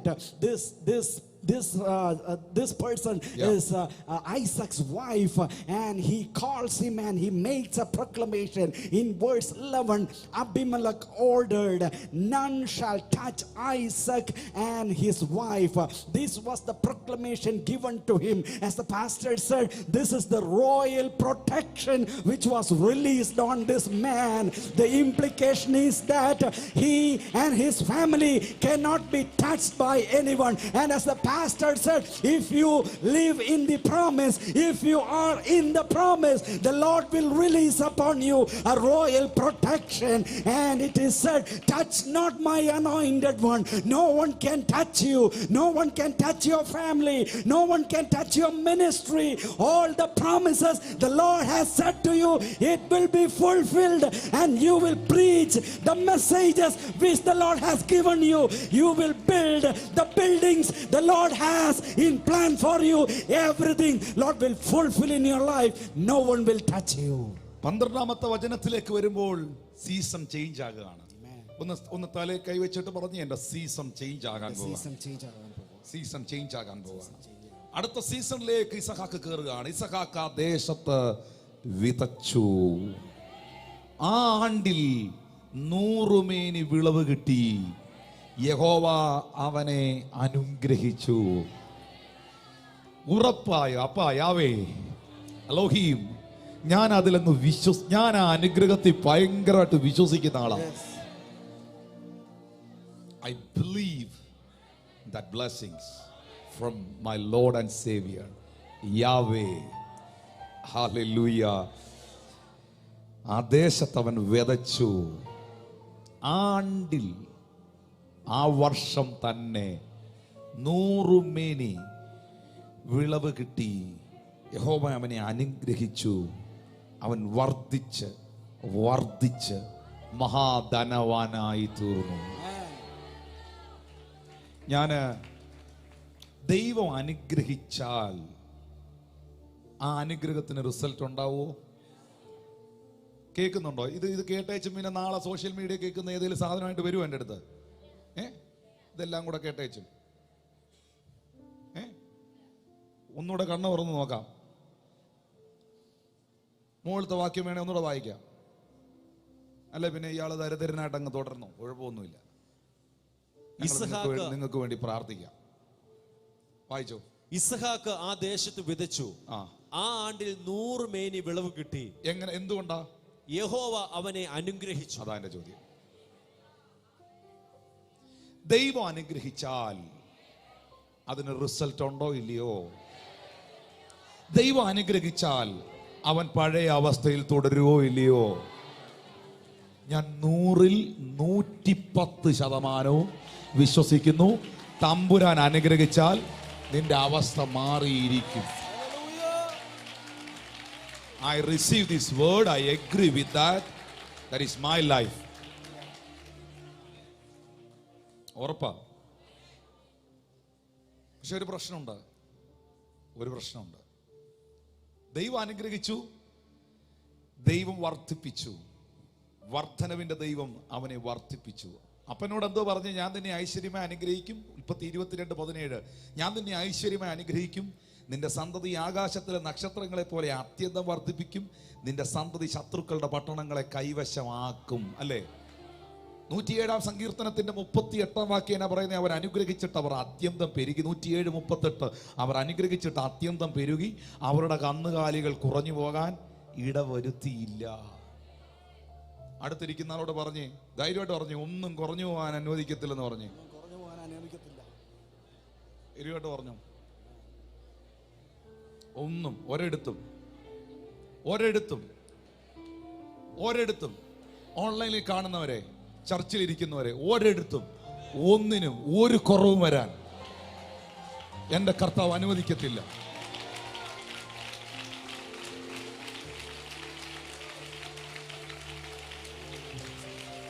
ക്ഷാമകാലത്തും എന്നെ എന്റെ ദൈവം ക്ഷേമമായിട്ട് നടത്തും. Praise God. എന്നാൽ നമുക്കറിയാം, അങ്ങനെ ഒരു അനുഗ്രഹം അവന്റെ മേൽ വന്നപ്പോൾ ഒരു പ്രശ്നമുണ്ട്. പറഞ്ഞ ദൈവം അനുഗ്രഹിച്ചാൽ എനിക്ക് കുഴപ്പമൊന്നുമില്ല, പക്ഷെ വേറൊരു പ്രശ്നമുണ്ട്. ഒന്നുകൂടെ പറഞ്ഞ, ദൈവം അനുഗ്രഹിച്ചാൽ എനിക്ക് കുഴപ്പമൊന്നുമില്ല, പക്ഷെ വേറൊരു പ്രശ്നമുണ്ട്. ആ പ്രശ്നം എന്നാ പാസ്റ്റർ? അടുത്ത വാക്യം ഒന്ന് വായിച്ചേ. അവൻ ആട്ടിൻകൂട്ടങ്ങളും മാട്ടിൻകൂട്ടങ്ങളും വളരെ ദാസിദാസന്മാരും ഉണ്ടായിരുന്നത് കൊണ്ട് ഫെലിസ്ത്യർക്ക് അവനോട് അസൂയ തോന്നി. അങ്ങനൊരു പ്രശ്നമുണ്ട്. പറഞ്ഞേ, അങ്ങനൊരു പ്രശ്നമുണ്ട്. സ്തോത്രം. അസൂയക്കാരുടെ എണ്ണം കൂടും. പറഞ്ഞ, അനുഗ്രഹം കൂടുമ്പോ അസൂയക്കാരുടെ എണ്ണം കൂടും. ഇനി എന്റെ ചോദ്യം വേണോ വേണ്ടായോ എന്നുള്ളത് നമുക്ക് ഇന്നൊരു തീരുമാനത്തിൽ എത്തണം. അനുഗ്രഹം വർദ്ധിക്കുമ്പോ അസൂയക്കാരുടെ എണ്ണം കൂടും.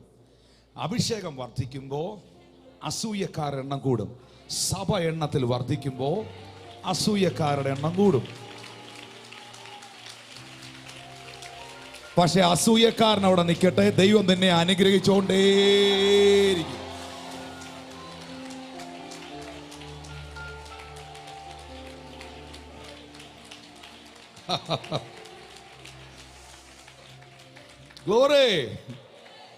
ഗ്ലോറി. ഫെലിസ്ത്യർക്ക് അവനോട് അസൂയ തോന്നി.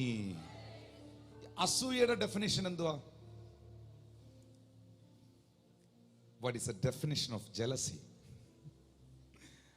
അത് പഠിക്കാൻ വേണ്ടി നമ്മൾ തിയോളജി ഒന്നും പഠിക്കണ്ട. ഇനി അസൂയ എന്നാന്ന് പഠിക്കാൻ യൂട്യൂബിനകത്തൊന്നും സെർച്ച് ചെയ്യണ്ട. അവനില്ലാത്തത് നിനക്കുണ്ടാകുമ്പോൾ അവന്റെ മനസ്സിൽ നിന്നെക്കുറിച്ചുണ്ടാകുന്ന ഒരു പ്രത്യേക വികാരമാണ് അസൂയ.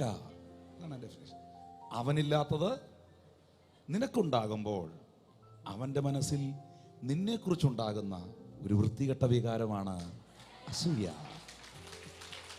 അതാണ് അതിന്റെ ഡെഫിനിഷൻ. അതിനകത്ത് ഇനി വലിയ സ്റ്റഡി ഒന്നും നടത്തണ്ട.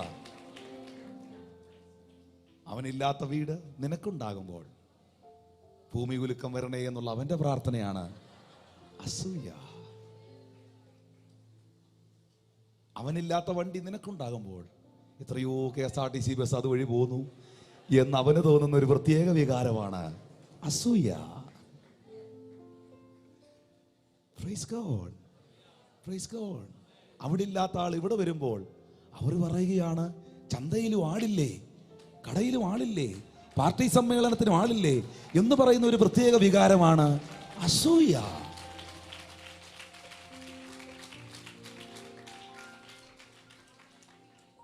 അതിന് പ്രത്യേകിച്ച് പഠനമൊന്നും നടത്താൻ പോണ്ട. പക്ഷേ അസൂയ ഒരു തെറ്റായ വികാരമല്ല കേട്ടോ. ദേഷ്യം, അസൂയ എന്നൊക്കെ പറയുന്നൊരു, അസൂയ ഇല്ലാത്ത ആരെങ്കിലും ഉണ്ടോ എന്ന് കൈ ഉയർത്തി കാണിച്ച്. മാനസിക രോഗത്തിന് ചികിത്സിക്കാനാണ്. അസൂയയില്ലാത്ത ആരെങ്കിലും ഇതിനകത്തുണ്ടോ? ഇച്ചിരയൊക്കെ അസൂയ റോങ് ആകുന്ന എവിടാന്നറിയാവോ? അടുത്ത വാക്യം ഒന്ന് വായിച്ചു തരാം പാസ്റ്റർ. അത് പറഞ്ഞേച്ച് ഞാനിത് പറയാം. ആ ഒരു മെസ്സേജ് കയറി വരിക.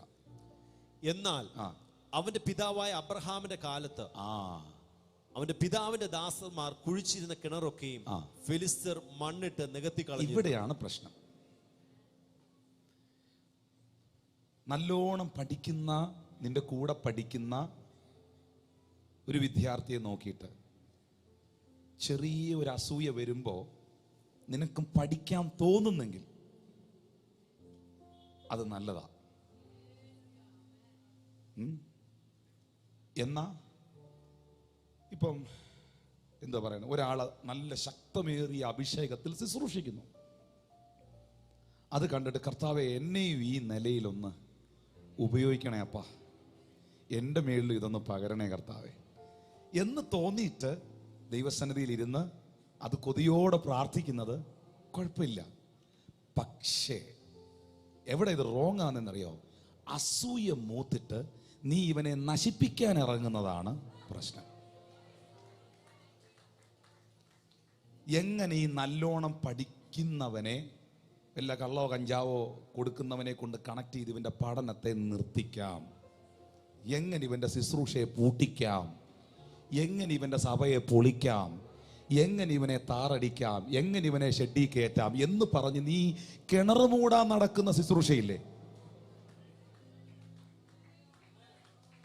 അത് പൈശാചികമാണ്.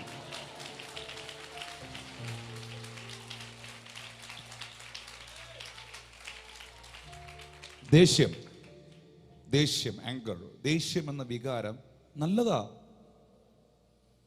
മക്കളെ പഠിപ്പിക്കാൻ, കുഞ്ഞുങ്ങളെ ബാലശിക്ഷയിലും പത്യോപദേശത്തിലും വളർത്താൻ, ഒരു കമ്പനിയൊക്കെ നടത്തിക്കൊണ്ട് പോകാൻ ചെറിയ ദേഷ്യമൊക്കെ നല്ലതാ, നല്ലൊരു വികാരം അത്.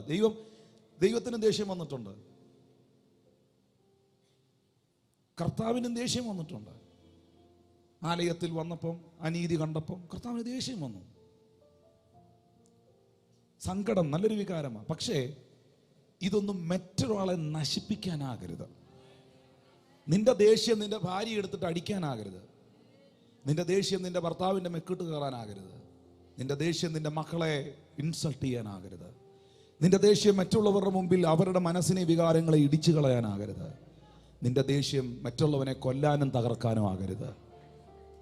ദൈവം തന്നിരിക്കുന്ന നല്ല വികാരങ്ങൾ ഒത്തിരിയുണ്ട്. ദേഷ്യം, സങ്കടം, സന്തോഷം, ഇതെല്ലാം ദൈവം മനുഷ്യനിൽ കൊടുത്തിരിക്കുന്നത് നന്മയ്ക്ക് വേണ്ടിയാണ്. സെക്ഷുവൽ ഇമോഷൻസ് ദൈവം കൊടുത്തിരിക്കുന്നത് ജനറേഷൻസിന് വേണ്ടിയാ, തലമുറകൾക്ക് വേണ്ടിയാ, കുടുംബജീവിതത്തിന്റെ അനുഗ്രഹത്തിന് വേണ്ടിയാ. അത് തെറ്റായ വഴിയിൽ നീ ഉപയോഗിക്കരുത്. ദൈവം തന്നിരിക്കുന്ന എല്ലാ കാര്യങ്ങളും അതിൻ്റെതായ ഒരു ബ്ലെസ്സിങ് അതിനകത്തുണ്ട്. അത് റോങ് വേയിലേക്ക് നീ കൊണ്ടുപോകരുത്. I am telling truth. Hallelujah. അസൂയ കുഴപ്പമില്ല, പക്ഷേ എപ്പോഴെങ്കിലും നിന്റെ അസൂയ വേറൊരുത്തിനെ നശിപ്പിക്കാനോ തകർക്കാനോ മുടിക്കാനോ ആകല്ല മക്കളെ. That is not good for you. നിങ്ങൾക്ക് അത് ഒരിക്കലും നല്ലതല്ല. മറ്റൊരാളുടെ അനുഗ്രഹത്തിൽ നിങ്ങൾക്ക് സന്തോഷിക്കാൻ കഴിയണം. അപ്പോൾ തന്നെ ഒരു വിശ്വാസം നിങ്ങളുടെ അകത്തുണ്ടാകണം. അവനെ അനുഗ്രഹിച്ച ദൈവത്തിന് എന്നെ അനുഗ്രഹിക്കാൻ കഴിയുമോ? അല്ലാതെ അസൂയ കൊണ്ടുള്ള പ്രാർത്ഥന, അന്യായ പ്രാർത്ഥനകൾ, അവർക്കൊന്നും ഒരു കുഴപ്പവും ഇല്ലല്ലോ, എനിക്ക് മാത്രമേ പ്രശ്നങ്ങളുള്ളല്ലോ. നോ, പറയരുത്. ദേണ്ട പയറ് പോലെ നടക്കുന്നു, എനിക്കാണെങ്കിൽ മേല. പറയരുത്. എനിക്കറിയാം ഇത് ഒരു നോർമൽ മെസ്സേജാണ്, ഇറ്റ്സ് എ നാച്ചുറൽ മെസ്സേജ്. പറയരുത്. ആ വ്യക്തി പയർ പോലെ നടക്കട്ടെ, അവർ അനുഗ്രഹിക്കപ്പെടട്ടെ. ആ വ്യക്തിക്ക് ആരോഗ്യം കൊടുത്ത കർത്താവിന് നിനക്കും ആരോഗ്യം തരാൻ പറ്റും. നിനക്കിപ്പോൾ അങ്ങനെ ഒരു ആരോഗ്യം ഇല്ലെങ്കിൽ ഞാൻ ഇങ്ങനെ വിശ്വസിക്കുന്നു, അതിനകത്തും ദൈവത്തിന് നിന്നെക്കുറിച്ച് മറ്റൊരു പദ്ധതി ഉണ്ട്.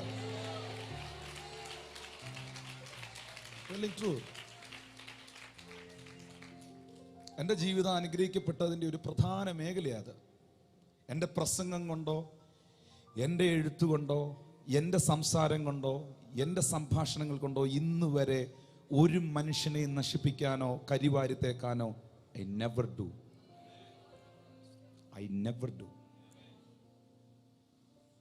കാരണം എൻ്റെ അകത്ത് കിട്ടിയ വെളിപ്പാടാത്. ഞാൻ അനുഗ്രഹിക്കപ്പെടണമെങ്കിൽ എൻ്റെ മനോഭാവം അതായിരിക്കണം.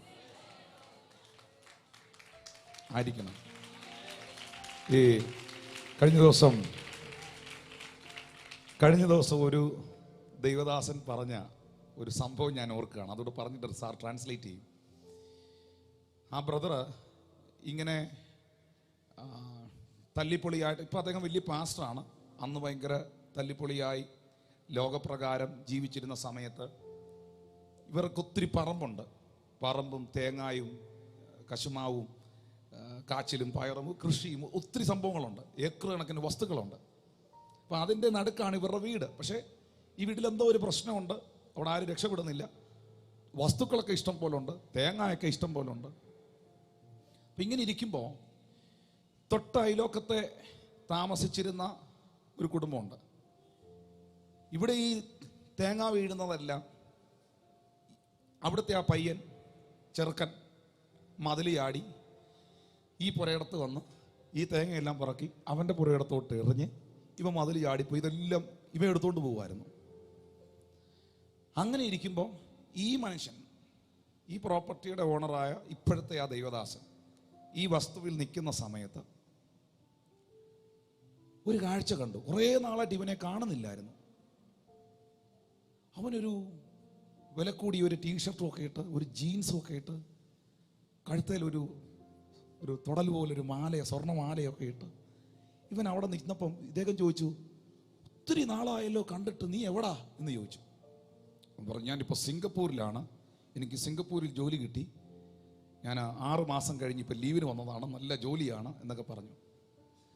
അപ്പോൾ ഈ ബ്രദർ മനസ്സിൽ പറഞ്ഞെന്ന്, സാധാരണ നിലയിൽ ഇദ്ദേഹം രക്ഷപ്പെട്ടിട്ടില്ല. സാധാരണ നിലയിൽ നമുക്ക് എന്തോ വരും, അസൂയ വരും. പക്ഷേ ഈ ബ്രദർ എന്നാ പറഞ്ഞത്, ഓ സന്തോഷം ബ്രദറെ, ദൈവം അനുഗ്രഹിക്കട്ടെ എന്ന് പറഞ്ഞിട്ട് ഇങ്ങനെ വരും, അവൻ രക്ഷപ്പെട്ട് കിടക്കട്ടെ, ഇനി എൻ്റെ തേങ്ങ പറക്കാനാവും വരികയില്ലല്ലോ എന്ന് പറഞ്ഞു.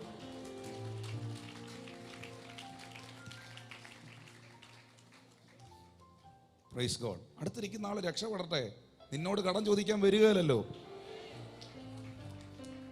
എല്ലാവരും എല്ലാവരും അനുഗ്രഹിക്കപ്പെടട്ടെ, എല്ലാവരും നന്നാകട്ടെ, എല്ലാവരുടെ ജീവിതത്തിലും നന്മയുണ്ടാകട്ടെ. Praise God. എല്ലാവർക്കും വാഹനം ഉണ്ടാകട്ടെ, വീടുണ്ടാകട്ടെ, അനുഗ്രഹങ്ങൾ ഉണ്ടാകട്ടെ, ദൈവം എല്ലാവരെയും മാനിക്കട്ടെ. ചേർന്നൊരു ആമീൻ പറഞ്ഞേ. അതിൽ സന്തോഷിക്കാൻ പറ്റുന്നവരുണ്ടോ? ഞാൻ നിങ്ങൾക്ക് ഉറപ്പ് തരാം, വേറൊരാളെ നശിപ്പിക്കുവാനും വേറൊരാളെ തകർക്കുവാനും നീ ഉരുമ്പിട്ട് ഇറങ്ങരുത്. അസൂയ കൊണ്ട് ഒരിക്കലും അത് ചെയ്യരുത്, പാടില്ല. കിണർ നികത്തരുത്. കാരണം ഇതൊരാൾക്ക് മാത്രമല്ല പ്രയോജനം, ഇതെല്ലാവരുടെ ഉറവയാണ്. ഇനി ഞാനൊരു പ്രൊഫറ്റിക്കൽ മെസ്സേജ് ചർച്ചിൽ റിലീസ് ചെയ്യുകയാണ്. നീ മൂടുന്ന ഫെലിസ്തീനാകരുത്, നീ കുഴിക്കുന്ന ഇസഹാക്കായിരിക്കണം. നീ ഉറവകളെ മൂടുന്ന ഫെലിസ്തീനാകരുത്.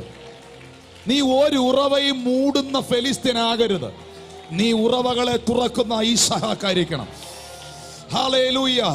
അതൊന്ന് കൈയടിച്ച് സ്വീകരിക്കാൻ എത്ര പേരുണ്ട്? ഞാനൊരു ഐസക് ജനറേഷൻ ആയിരിക്കും.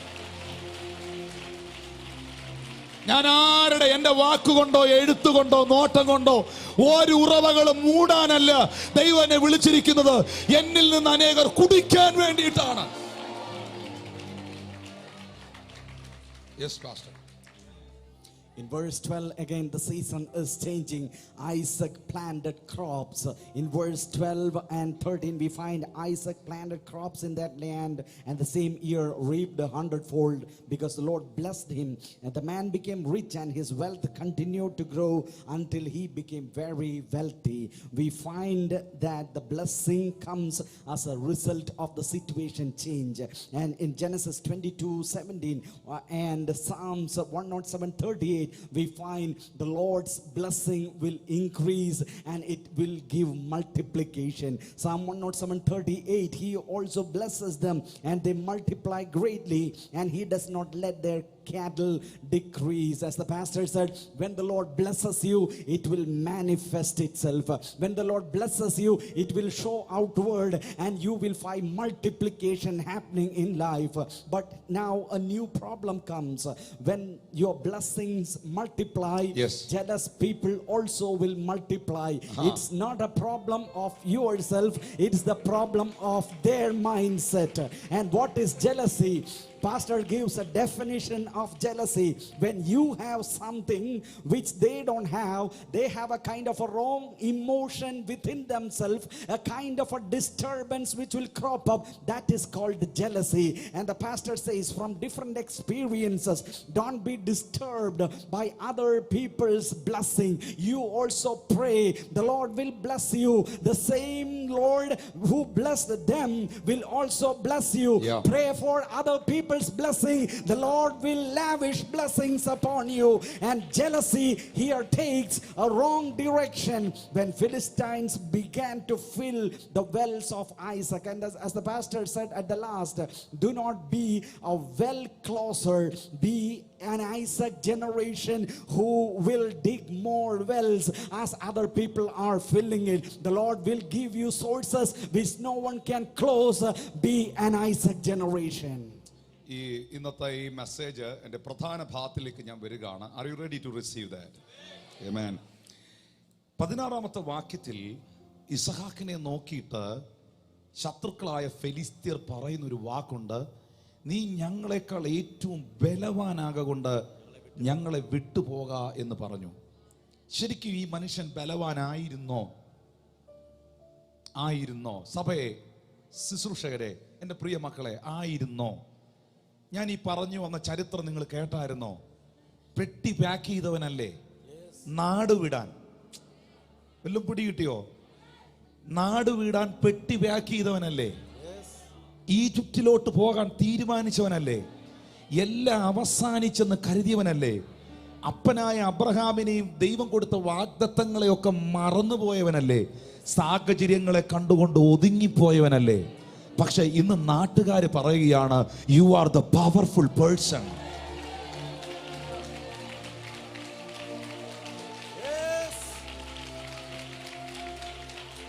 ഇത് ചെയ്യാൻ പറ്റുന്ന ഒരു ദൈവം ഉണ്ടെന്ന് വിശ്വസിക്കാവോ? വിനുപതറെ വിശ്വസിക്കാവോ? ഇവിടെ ഇരിക്കുന്നവർക്ക് വിശ്വസിക്കാവോ? ഇത് ചെയ്യാൻ പറ്റുന്ന ഒരു ദൈവം ഉണ്ടെന്ന് വിശ്വസിക്കാവോ?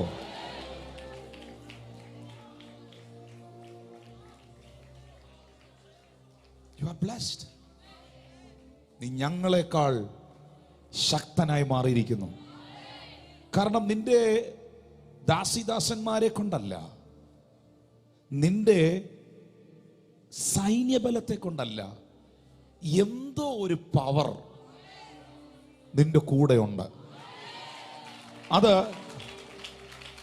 അത് കുറച്ചും കൂടെ കൺഫേംഡ് ആകുന്ന ഒന്നാണ് 19-ാമത്തെ വാക്യം. 19-ാമത്തെ വാക്യം കുറച്ചുകൂടെ അത് ഉറപ്പിക്കും. ഇപ്പൊ ഈ പറഞ്ഞത്, ഇസഹാക്കിന്റെ ദാസന്മാർ ആ താഴ്വരയിൽ കുഴിച്ചു, നീരുറവയുള്ള ഒരു ഈ പുള്ളി എവിടെ പോയി കുഴിച്ചാലും വെള്ളം കിട്ടും.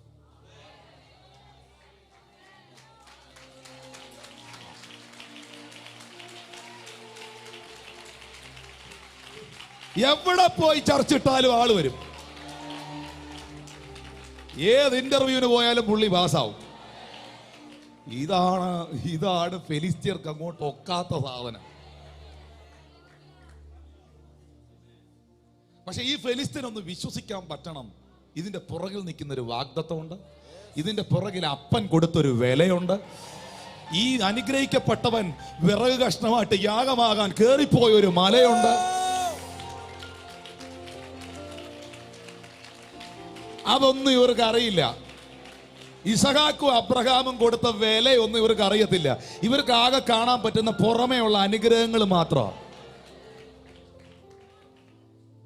ഈ പുറമേയുള്ള അനുഗ്രഹങ്ങൾ കണ്ടിട്ട് ചില വ്യക്തികൾ ചിലരെ വിധിക്കുമ്പം, അത് ചിലരോട് പോയി പറയുമ്പം അവര് പറയും, പുള്ളിയെ ഞങ്ങൾക്കറിയാം, ഒത്തിരി കഷ്ടതയിലൂടെ പോയതാ, ഒത്തിരി നിന്ന് അനുഭവിച്ചതാ, ഒത്തിരി കർത്താവിന് വേണ്ടി കഷ്ടപ്പെട്ട മനുഷ്യനാ, ഒത്തിരി പ്രതിസന്ധിയിലൂടെ പോയതാ.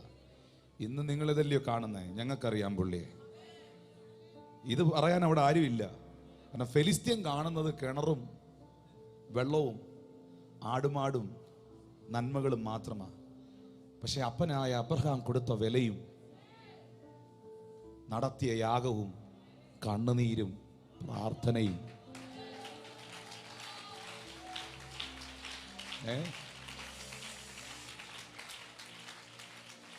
കയ്യും കാലും കെട്ടി യാഗപീഠത്തിൽ കിടത്തി ചങ്ക് വിളർത്ത് തീർക്കാൻ കത്തി ഊങ്ങിയ രംഗവും, അപ്പാ വിറകും കത്തിയുണ്ട്, യാഗമൃഗം എവിടെ എന്ന ചോദ്യവും, അവനാണ് യാഗമൃഗമെന്ന് അറിഞ്ഞപ്പോഴും കുതറി ഓടാതെ കൈവെട്ടിച്ചോടാതെ ഇറങ്ങിപ്പോകാതെ ഏൽപ്പിച്ചു കൊടുത്ത മനോഭാവവും, ഇതൊന്നും ഫെലിസ്ത്യൻ അറിയില്ല. ഇതൊന്നും ഫെലിസ്ത്യൻ അറിയില്ല. കടന്നുപോയ വഴികളും അനുഭവിച്ച ദുരിതങ്ങളും കേട്ട നിന്ദകളും അനുഭവിച്ച കഷ്ടതകളും അനുഭവിച്ച ആ നിന്നയുടെ ഒന്ന് 100% നീ കേട്ടിരുന്നെങ്കിൽ നീ ചർച്ചിലല്ല, നീ ആ പഞ്ചായത്തിൽ കാണുകയില്ലായിരുന്നു. ഏതാണ്ട് ഒരു ഇച്ചിര കാര്യത്തിനല്ലേ ഇന്ന് ഇവിടെ മുഖം വീർപ്പിച്ചു വന്നിരിക്കുന്നത്. മക്കളെ, ഒരു സത്യം ഞാൻ പറയാം, സംഭവങ്ങളെ ദൈവം തിരിക്കും. ഇത് എനിക്ക് ചിലരുടെ അടുത്ത് വന്ന് ചിലർ കാര്യങ്ങൾ കർത്താവ് എനിക്ക് വെളിപ്പെടുത്തുന്നുണ്ട്. എനിക്ക് ഇറങ്ങി വന്നൊന്ന് പ്രൊഫസ് ചെയ്താൽ കൊള്ളാമെന്നുണ്ട്. ഞാൻ അവരോട് പറയുന്ന, മോനെ, ഇന്നത്തെ ഫെലിസ്തീനെയോ ഇന്നത്തെ ഗരാറിനെയോ ഇന്നത്തെ ക്ഷാമത്തെയോ ഒന്നും കണ്ട് നീ ഡൗൺ ആകല്. സംഭവങ്ങളെ ദൈവം തിരിക്കും. തിരിക്കും.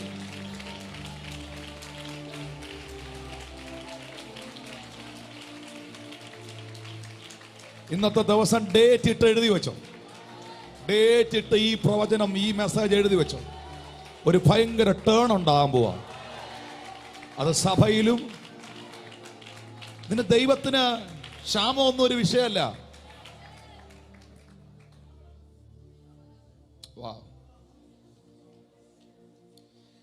ഞാൻ അടുത്തൊരു രംഗം കാണിച്ചു തരാം. ലിസൺ. ഇവരെ ആരെയും കണ്ടോണ്ട് ഐസക് മടുക്കുന്നില്ല. അവൻ പിന്നെയും കിണറുകളെ കുഴിച്ചുകൊണ്ടിരിക്കുകയാണ്, കിണറുകളെ കുത്തിക്കൊണ്ടിരിക്കുകയാണ്.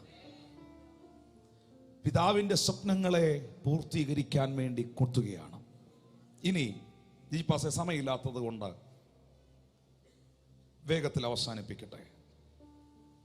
പിതാക്കന്മാർ കുഴിച്ച, അബ്രഹാം കുഴിച്ച കിണറിനെ ആര് മണ്ണിട്ട് മൂടി? ഇതൊരു ഇമ്പോർട്ടന്റ് മെസ്സേജാണ് ഈ തലമുറയിൽ. ഞാനത് പറയാൻ പോവാ. അതിനു മുമ്പ് റിജോയ്സ് സാർ ഇതൊന്ന് ട്രാൻസ്ലേറ്റ് ചെയ്യൂ. അത് പിതാക്കന്മാർ കുഴിച്ച കിണറിനെ അസൂയ കൊണ്ട് മൂടരുത്. ഷോർട്ട് മെസ്സേജിന് വേണമെങ്കിൽ മീഡിയ ഇത് എടുത്തു വെച്ചോ. ഞാൻ അതിനോട്ടോട്ട് കയറാൻ പോവാ.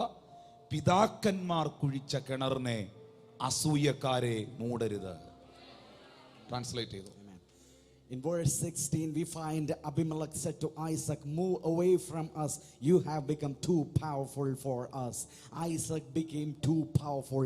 In this very difficult situation, this man became very powerful. Actually, he was not a powerful man. He was not a powerful man before. He was a person who packed his bag to go back to Egypt. He was a person who almost forgot all the promises which the Lord has given to his father Abraham. He was a person who was very timid and fearful of the current situation, but the Lord empowered him, made him very powerful, so powerful that his enemies began to recognize and understand that there is some power in this person. As the pastor said, the enemies, the people around you will recognize that there is some power inside of you. The Lord will empower you in secret. The Lord will empower you when the situations are working bad against you. In verse 19 we read, Isaac's servants dug in the valley and discovered a well of fresh water there. One of the features or characteristics of this man is wherever he digs, there will be water. Philistines only see the outward manifestation of the blessing, but they don't understand there was a greater price paid by this man and his father. Abraham believed when there was nothing. This man Isaac submitted himself on the altar so perfectly that his submission was valued by the Lord, and there was a vicarious offering happened there, and all the price paid by the servants of the Lord, people will never understand. And today the Lord is saying like this: the price paid by you, the suffering you underwent, all the ridicule you faced in your life, the Lord is going to make a twist in your situation. The Lord is going to make a turning point in your life. You will be going to dig more wells, and water is going to spring up from the difficult situation of your life. ഈ പദം നിങ്ങളൊന്ന് പറയണം, ഈ പദം നിങ്ങളൊന്ന് വിശ്വസിക്കണം. വില കൊടുത്തവർ വിലപ്പെട്ടവരാണ്. Amen. വില കൊടുത്തവർ വിലപ്പെട്ടവരാണ്. ഒന്നുകൂടെ പറയണം, വില കൊടുത്തവർ വിലപ്പെട്ടവരാണ്.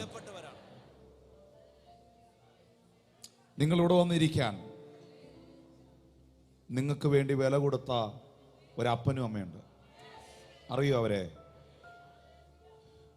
നിന്നെ നൊന്ത് പ്രസവിച്ച, നിന്നെ കഷ്ടപ്പെട്ട് പഠിപ്പിച്ച, ഉള്ളതിലും ഇല്ലായ്മയിലും നിന്നെ കരുതിയ, ഒക്കത്തെടുത്ത് വെച്ചുകൊണ്ട് നടന്ന് കാക്കയും കിളിയും കാണിച്ച് നിനക്ക് ചോറ് വാരി തന്ന ഒരപ്പനും അമ്മയുണ്ട്. അവർ നിന്റെ ജീവനും ജീവിതത്തിനും വേണ്ടി വില കൊടുത്തവരാണ്.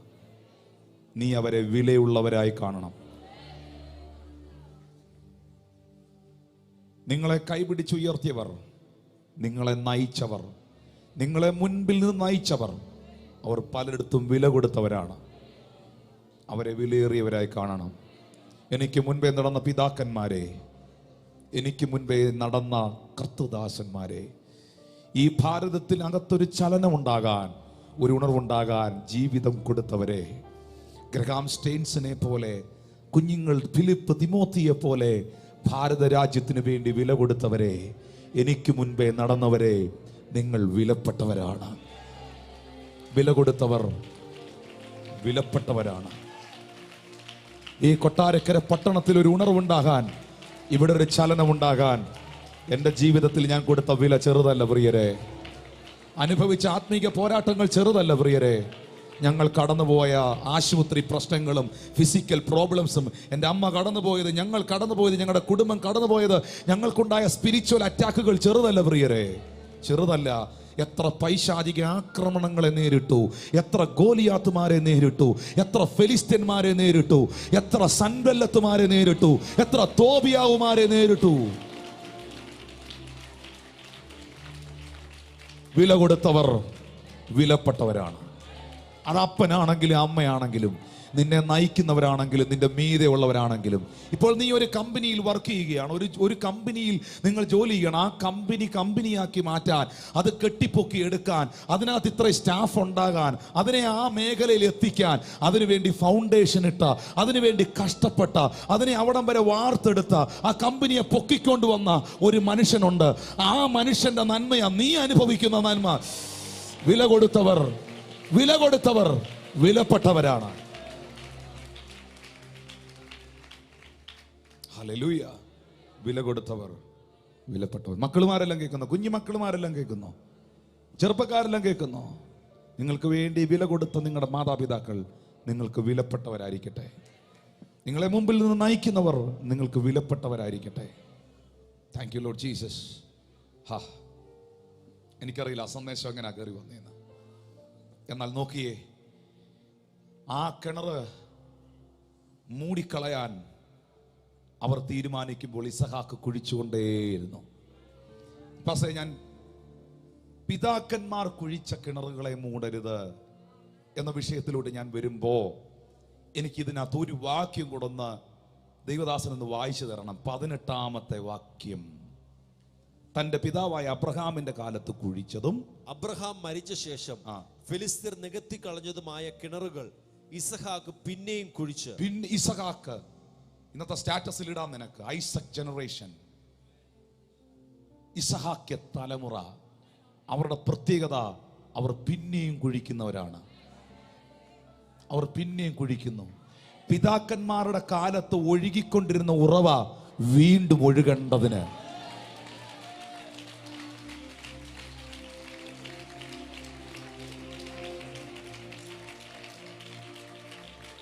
അവർ പിന്നെയും കുഴിക്കുന്നവരാണ്. ഇസഹാക്ക് എന്താ ചെയ്തേ? ആ കിണറുകൾക്ക് ഇസഹാക്ക് പിന്നെയും കുഴിച്ചു. പിതാവ് അബ്രഹാം കിണറിന് നേരത്തെ എന്തൊക്കെ പേരാന്നോ ഇട്ടത്, ആ പേര് തന്നെ ഇട്ടു. പിതാക്കന്മാർ വെച്ച അതിരുകളെ നീ നീക്കരുത്. പിതാക്കന്മാർ ഇട്ട പേരുകളെ നീ മറക്കരുത്. അതേ പേര് തന്നെ സിത്ന, അതേ പേര് തന്നെ ഇസഹാക്ക് ഇടുകയാണ്. പേര് മാറ്റരുത്. ന്യൂ ജനറേഷനോട് എനിക്കൊരു തൊഴുകയോടുള്ള ഒരപേക്ഷയാണ്. ന്യൂ ജനറേഷൻ ചർച്ചിനോട്, സഭയോട്, എൻ്റെ വാത്സല്യ ദൈവദാസന്മാരോടും, പിതാക്കന്മാർ വെച്ച അതിരുകളെ മാറ്റരുത്. അവർ വെച്ച പേരുകളെ മാറ്റരുത്. നിനക്ക് ബോധിച്ചത് അതിനകത്ത് കൊണ്ട് കയറ്റി വെക്കരുത്. അത്ഭുത രോഗശാന്തി ശുശ്രൂഷ എന്ന് പിതാക്കന്മാർ പറഞ്ഞിരുന്നെങ്കിൽ നിന്റെ അസൂയ കൊണ്ട് നീ ആ കിണറിനെ മൂടരുത്. ആ പേര് തുടരട്ടെ, തുടരട്ടെ. ഹല്ലേലൂയ. പക്ഷെ ഇന്നത്തെ കാലഘട്ടം വളരെ വ്യത്യസ്തമാണ്.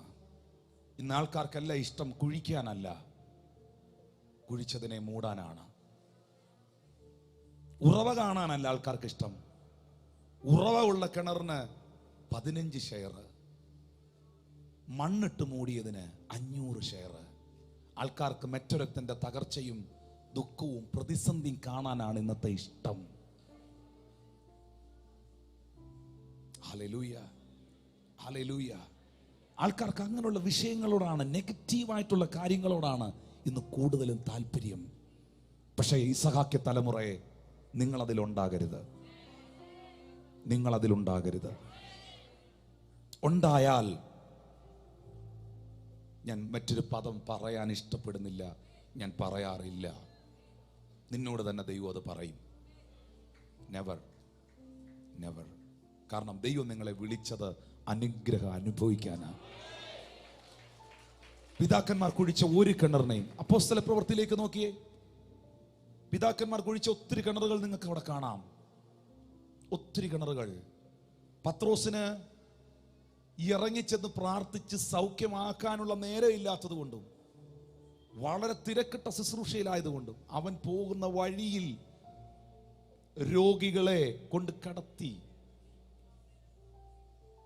അവർ നിഴലിട്ട്, പത്രോസിന്റെ നിഴല് വീണ് നിഴലിട്ട് രോഗികളെ സൗഖ്യമാക്കി. ഇന്ന് അങ്ങനെങ്ങാണ് ഒരു വീഡിയോ പുറത്തിറങ്ങിയാൽ, ഇന്ന് അങ്ങനെ ഒരു വീഡിയോ പുറത്തിറങ്ങിയാൽ നിഴലിട്ട് സൗഖ്യമാകുന്നു. ഒരാൾ റോഡിലൂടെ നടന്നു പോകുന്നു, ഒരു പാസ്റ്റർ പത്രോസ് പാസ്റ്റർ ആയിരുന്നു, IAS ഓഫീസർ അല്ലായിരുന്നു. ഒരു പാസ്റ്റർ റോഡിലൂടെ നടന്നു പോകുന്നു, രോഗികളെ റോഡ് സൈഡിൽ കൊണ്ട് കിടത്തിയിരിക്കുന്നു. ആ പാസ്റ്റർ നിഴല് വീണ് രോഗിയെ സൗഖ്യമാക്കി എഴുന്നേൽക്കുന്ന ഒരു വീഡിയോ ഇന്ന് പുറത്തു വന്നാൽ മണ്ണിട്ട് മൂടുന്ന ആൾക്കാരായിരിക്കുമോ കൂടുതൽ എഴുന്നേറ്റ് വരുന്നത്? നല്ല ശുശ്രൂഷ നടക്കട്ടെ എന്ന് പറയുന്നവരായിരിക്കുമോ? എതിർക്കുവോ അനുകൂലിക്കുവോ? പ്ലീസ്, ഉറങ്ങല്ലേ ചേട്ടാ, ഇത് കേൾക്കണം നിങ്ങൾ. ഇതാ കേൾക്കേണ്ടത്. എൻ്റെ കൂടുപാത്രം പൊട്ടണ എന്ന് പറയുമ്പോൾ മാത്രം ചാടുന്നതല്ല, ഇതാ കേൾക്കേണ്ടത്. പൗലോസിന്റെ മേൽ കിടന്ന ഹാൻഡ് കർച്ചീഫ്, റൂമാൽ ജനം തിക്കി തിരക്കുന്നത് സംഭവം വന്നപ്പോൾ, ഇറങ്ങി വരാൻ പറ്റാതെ വന്നപ്പം ആ റൂമാൽ വലിച്ചെറിഞ്ഞ്, ആ റൂമാലും ഉത്തരിയവും ആ തുണി അങ്ങനെ പറ, ആ തുണി ചെന്ന് വീണ രോഗികൾ സൗഖ്യമായി. ഇന്ന് ഒരു പാസ്റ്റർ അങ്ങനെ ഒരു കാര്യം ചെയ്താൽ അതിന് പോസിറ്റീവ് ഇമ്പാക്റ്റ് ഉണ്ടാകുമോ, നെഗറ്റീവ് ഇമ്പാക്റ്റ് ഉണ്ടാകുമോ? പിന്നെ അയാൾക്ക് പേരും കൊടുക്കും, തൂവാല പാസ്റ്റർ.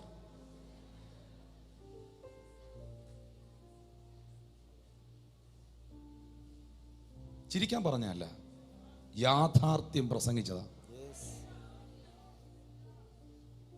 തൊഴുകയോടെ തിരുവെടുത്തിൽ നിന്ന് പറയാം, അസൂയ കൊണ്ട്, നിന്റെ അസൂയ കൊണ്ട് ദയവായി പിതാക്കന്മാർ തുറന്ന ഉറവകളെ നീ മൂടരുത്.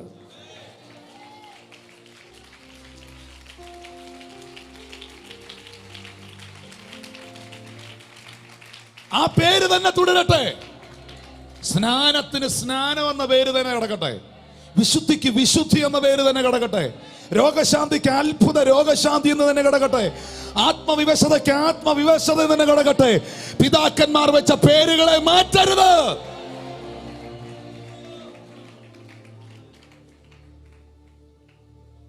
ഹല്ലേലൂയ. സഭായോഗത്തിന് സഭായോഗം എന്ന് തന്നെ കിടക്കട്ടെ. അതിരുകളെ മാറ്റരുത്, ഉറവകളെ മൂടരുത്. മറ്റുള്ളവർക്ക് കുടിക്കാൻ ദൈവം തുറന്നതിനെ നിന്റെ അസൂയ നിമിത്തം നീ മൂടരുത്. ഇത് ഭയങ്കര ഒരു മെസ്സേജാണ്. ഇത് പരിശുദ്ധാത്മാവിനോട് പറയുന്ന, മോനെ നീ പറയുന്നത് എൻ്റെ ശബ്ദമാണ്.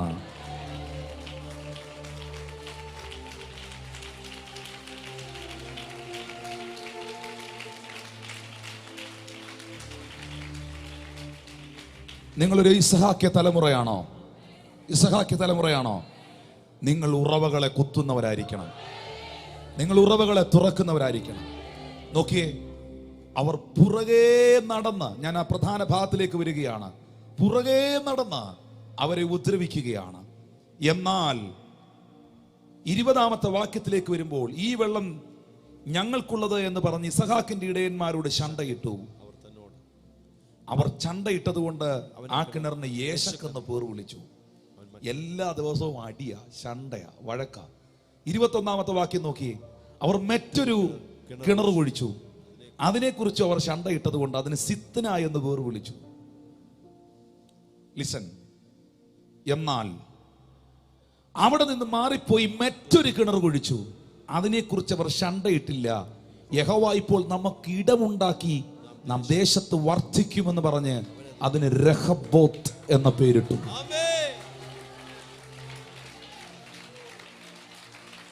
ബ്രദറെ, സിസ്റ്ററെ, ഞാൻ ഇവിടെ ഒരു സംഭവം നിങ്ങൾക്ക് കാണിച്ചു തരാം. ഇത്രയും ആൾക്കാർ പുറകെ നടന്ന് ഡിസ്കറേജ് ചെയ്തിട്ടും ഈ വ്യക്തി ദൗത്യത്തിൽ നിന്ന് പിന്മാറുന്നുണ്ടോ? അങ്ങനെയുള്ളവരെന്ന് കൈ ഉയർത്തി പിടിച്ചേ. ആരൊക്കെ നിന്നെ കളിയാക്കിയാലും, ആരൊക്കെ നിന്നെ എതിർത്താലും, ആരൊക്കെ നിനക്ക് വിരോധമായാലും, ആരൊക്കെ നിന്നെ വിമർശിച്ചാലും, നല്ല വിമർശനങ്ങൾ ഏറ്റെടുക്കണം കേട്ടോ. നല്ല നല്ല കാമ്പും കഴമ്പും ഉള്ള വിമർശനങ്ങൾ ഏറ്റെടുക്കണം. അത് നിന്നെ നന്നാക്കും. അല്ലാതെ നിന്നോടുള്ള അസൂയ കൊണ്ട് നിന്നോട് പറയുന്ന വിമർശനങ്ങൾക്ക് പുല്ല് വില കൊടുക്കരുത്. അതിന്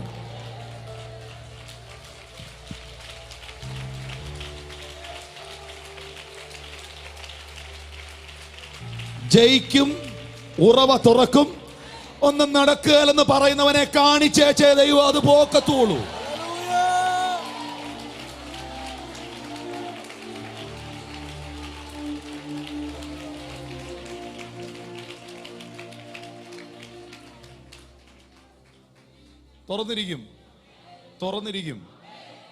തുറന്നിരിക്കും. ഞാനിവിടെ അടുത്തൊരു ഭാഗത്തിലോട്ട് കയറുകയാണ്. പക്ഷെ എനിക്കൊന്ന് ഇറങ്ങി ഇവരുടെ അടുക്കൽ പോകണമെന്നുണ്ട്. അതുപോലൊരു നിയോഗത്തിൽ നിൽക്കുക ഞാൻ.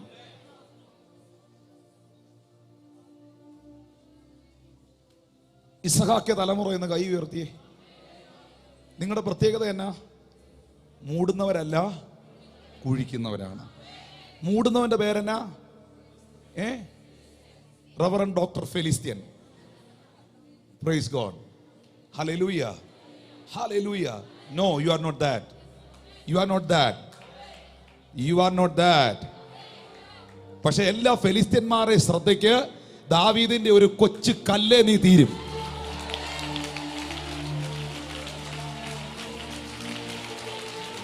ഈ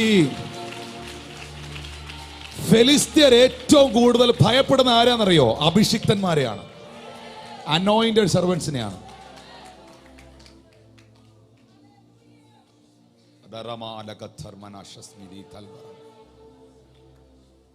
കുഴിച്ചോണ്ടിരുന്നോണം.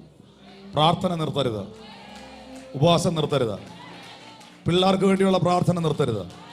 വേണ്ട, ഈ ആഴ്ച ഇന്റർസെഷൻ പ്രയർ വരിക, ബുധനാഴ്ച ലീഡർഷിപ്പ് മീറ്റിംഗ് വരിക, അവസാനിപ്പിക്കരുത്. സംഭവം ഇങ്ങനെ പൊയ്ക്കൊണ്ടിരിക്കണം, നടന്നുകൊണ്ടിരിക്കണം, പ്രാർത്ഥന നടന്നുകൊണ്ടിരിക്കണം. ആരെയും എതിർക്കാൻ പോകരുത്, ആരെയും വെല്ലുവിളിക്കാൻ പോകരുത്, ആരോട് പക വെച്ചോണ്ടിരിക്കരുത്. പക്ഷെ നിന്റെ ജോലി നീ ചെയ്തോണ്ടിരിക്കണം. നിന്റെ ജോലി നീ ചെയ്തോണ്ടിരിക്കണം.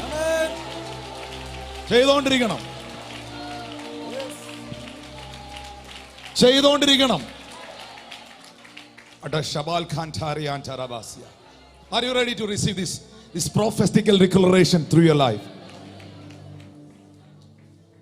ദൈവം അവന് വേണ്ടി ഒരു ഇടം ഉണ്ടാക്കി. ആ ഇടത്തിന്റെ പ്രത്യേകത എന്നാണെന്നറിയോ? അതാ ഇന്നലെ ഞാൻ മീറ്റിംഗ് കഴിഞ്ഞ് തിരിച്ചു വരുമ്പോൾ ഈ ഒരു കാര്യമാണ് കർത്താവ് എന്നോട് വളരെ ആഴമായി സംസാരിച്ചത്. അവിടെ ദൈവം ഒരുക്കിയ സ്പേസിൽ, ദൈവം അവന് വേണ്ടി കൊടുത്ത ഇടത്തിൽ നിങ്ങൾക്ക് എന്തും വെക്കാം. ദൈവം അവന് വേണ്ടി കൊടുത്ത വീട്ടിൽ, ദൈവം അവന് വേണ്ടി കൊടുത്ത ശുശ്രൂഷയിൽ, ദൈവം അവന് വേണ്ടി കൊടുത്ത അഭിഷേകത്തിൽ, ദൈവം അവന് വേണ്ടി കൊടുത്ത നിയോഗത്തിൽ ഫെലിസ്ത്യന് ഷണ്ടയിടാൻ കേറി വരാൻ പറ്റിയില്ല. എന്ന് പറഞ്ഞാൽ ശത്രുവിന് ആ സ്പേസിലോട്ട് ദൈവം അവന് വേണ്ടി തുറന്ന ആ രഹബോത്തിലോട്ട് ശത്രുവിന് എൻട്രി കിട്ടിയില്ല.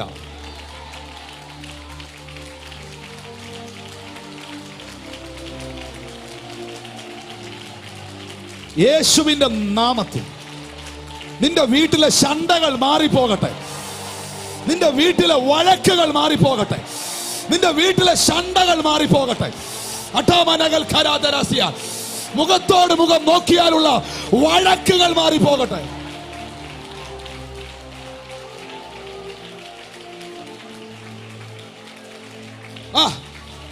പിശാചിന് വഴക്കുണ്ടാക്കാൻ പറ്റാത്ത ഒരു രഹബോത്ത് നിന്റെ വീട്ടിനകത്ത് തുറന്നു വരട്ടെ.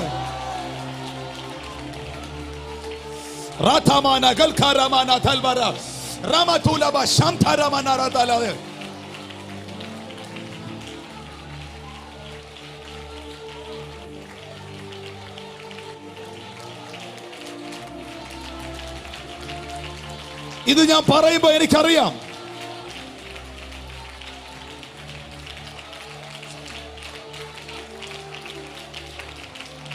ഈ നിൽക്കുന്നതിൽ, ഈ പുറകിൽ, ഈ ഭാഗങ്ങളിൽ എനിക്കിത് വ്യക്തമായിട്ട് അറിയാം. മുഖത്തോട് മുഖം നോക്കിയാൽ നിന്റെ വീട്ടിൽ അസ്വസ്ഥത വിതയ്ക്കുന്ന, വഴക്ക് കൊണ്ടുവരുന്ന, ശണ്ഡ കൊണ്ടുവരുന്ന, ഐക്യതയെ തകർക്കുന്ന സകല ശക്തികളെ യേശുവിന്റെ നാമത്തിൽ വിടുവോ, വിടുവോ.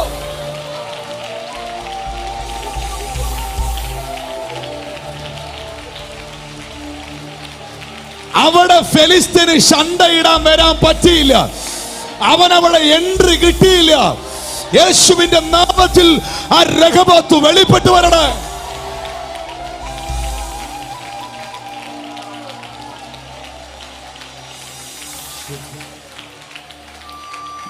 പിന്നെ എന്നാ സംഭവിച്ചേ?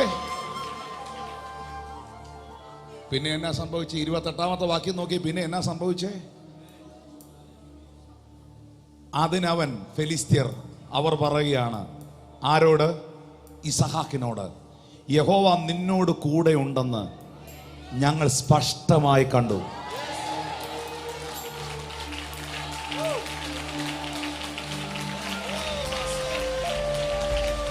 ഇത് ദൈവം തെളിയിക്കും. ഇത് നിന്റെ വീട്ടിൽ ദൈവം തെളിയിക്കും. ഇത് നിന്റെ നാട്ടിൽ ദൈവം തെളിയിക്കും. ഇത് നിന്റെ കുടുംബത്തിൽ ദൈവം തെളിയിക്കും.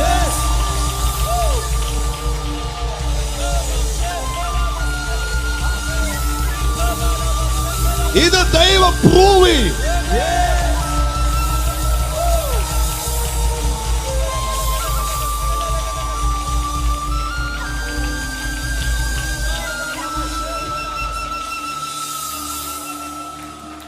അതുകൊണ്ട് നമുക്ക് തമ്മിൽ ഒരു സത്യബന്ധം ഉണ്ടാക്കാം. ഹല്ലേലൂയ.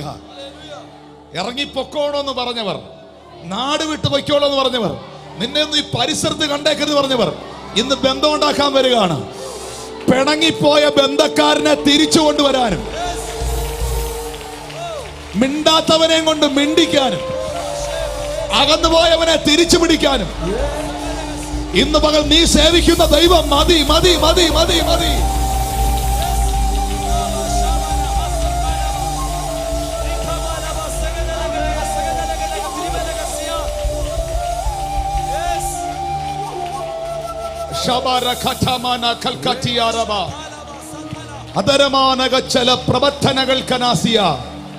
ദൈവം ചെങ്കടൽ രണ്ടായി വിഭാഗിക്കുമ്പോൾ, ദൈവം അവർക്ക് വേണ്ടി ഒരു വഴി തുറക്കുമ്പോൾ, ഫറവോനും സൈന്യത്തിനും ആ വഴിയിലൂടെ അധികം നേരം പോകാൻ പറ്റിയില്ല. ഇന്ന് പകൽ ആ വഴി തന്റെ ജനത്തിനുള്ള വഴിയായിരുന്നു. ഇവിടെ തുറന്ന ഉറവ തന്റെ മക്കൾക്കുള്ള ഉറവയായിരുന്നു. അവിടെ ഫെലിസ്തീന് കയറി വരാൻ പറ്റിയില്ല. ഇന്ന് പകൽ ശത്രുവിന് എൻട്രി ഇല്ലാത്ത ഒരു സ്പേസ്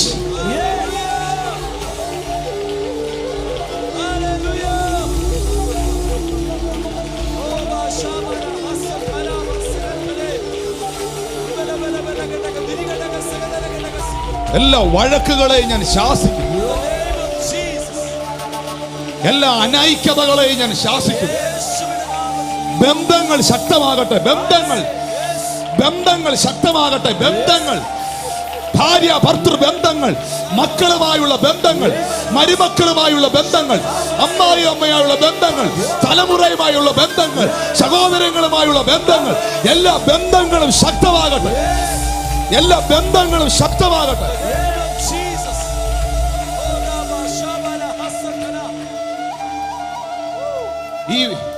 ഈ വഴക്കടിക്കാൻ വരുന്നത് ഒരു ഫെലിസ്ത്യ പോരാട്ടമാണ്. ഞാൻ ഇവിടെ നിൽക്കുമ്പോൾ എനിക്ക് ഭയങ്കരമായിട്ട് ഫീൽ ചെയ്യാതെ. ഈ ശണ്ടയിടാൻ വരുന്നത് ഒരു ഫെലിസ്ത്യ പോരാട്ടമാണ്. പരിശുദ്ധാത്മ പറയുന്നു, ദൈവം നിനക്കൊരുക്കുന്ന രഹബോത്തിൽ ആ ശണ്ടയ്ക്ക് എൻട്രി ഇല്ല.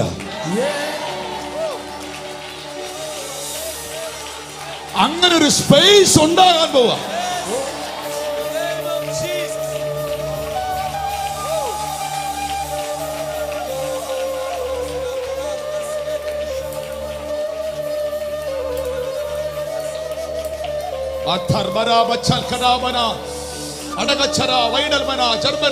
ബൈബിൾ എടുത്തോ പെട്ടെന്ന്.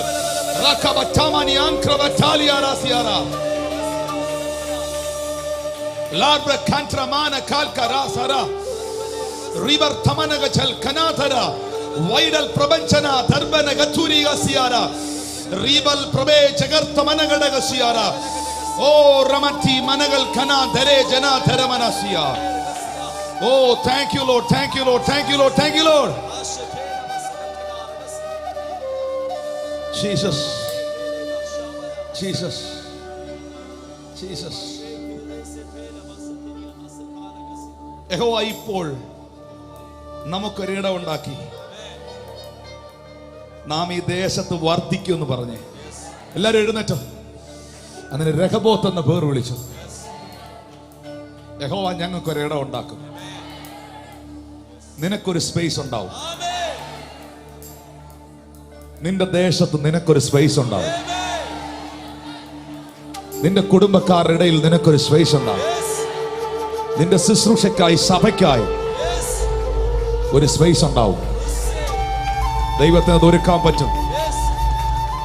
വർദ്ധിപ്പിക്കും ദൈവം. അവിടെ ഫെലിസ്ത്യൻ എൻട്രി ഇല്ല. അവിടെ വഴക്കില്ല.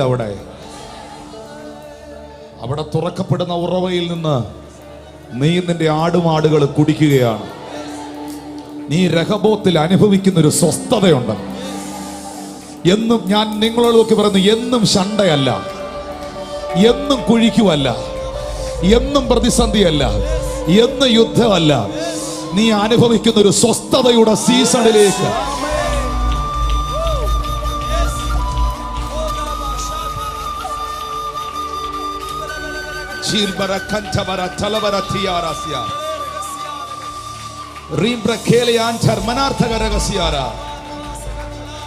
Thank you, Jesus. Thank you, Jesus. നിങ്ങൾക്കറിയാവോ ഈ ഉറവ ആരെന്ന്? നിങ്ങൾക്കറിയാവോ? ശമരിയക്കാരി സ്ത്രീ ഉച്ചയ്ക്ക് 12 മണിയായ സമയത്ത്, ഇതുപോലൊരു സമയത്ത് വെള്ളം കോരാൻ വന്നപ്പോൾ അവൾ പറയുന്നുണ്ട്, എൻ്റെ അപ്പനായ യാക്കോബ് മുതൽ തലമുറയായി ഞങ്ങൾ കുടിക്കുന്ന ഉറവാണിത്. യേശു അവളോട് പറയുന്നു, ഈ ഉറവിൽ നിന്ന് കുടിച്ചാൽ നിനക്ക് പിന്നെയും ദാഹിക്കും. പക്ഷെ കുഴിക്കാതെ, കിണറ് കുത്താതെ, നിന്റെ വല്യപ്പനായി സഖാക്ക് കിണറ് കുത്തി, നിന്റെ വല്യപ്പനായ യാക്കോബ് അതിൽ നിന്ന് കുടിച്ചു. ഒത്തിരി കഷ്ടത അവൻ അനുഭവിച്ചു. പക്ഷേ ഞാൻ നിനക്കൊരു പുതിയ വെള്ളം തരാം. ഒരു പുതിയ വെള്ളം, ഒരു പുതിയ ഉറവ. നീ അതിനൊരു എഫേർട്ടും എടുക്കണ്ട. നീ അതിനു വേണ്ടി ഒന്നും കുഴിക്കണ്ട. നീ ഇന്നിവിടെ നിന്നോണ്ട് ആ ഉറവയോടൊന്ന് പറഞ്ഞാൽ മതി. അതൊരു ഉറവയാണ്. ആ ഉറവയുടെ പേര് യേശു ക്രിസ്തു എന്നാണ്.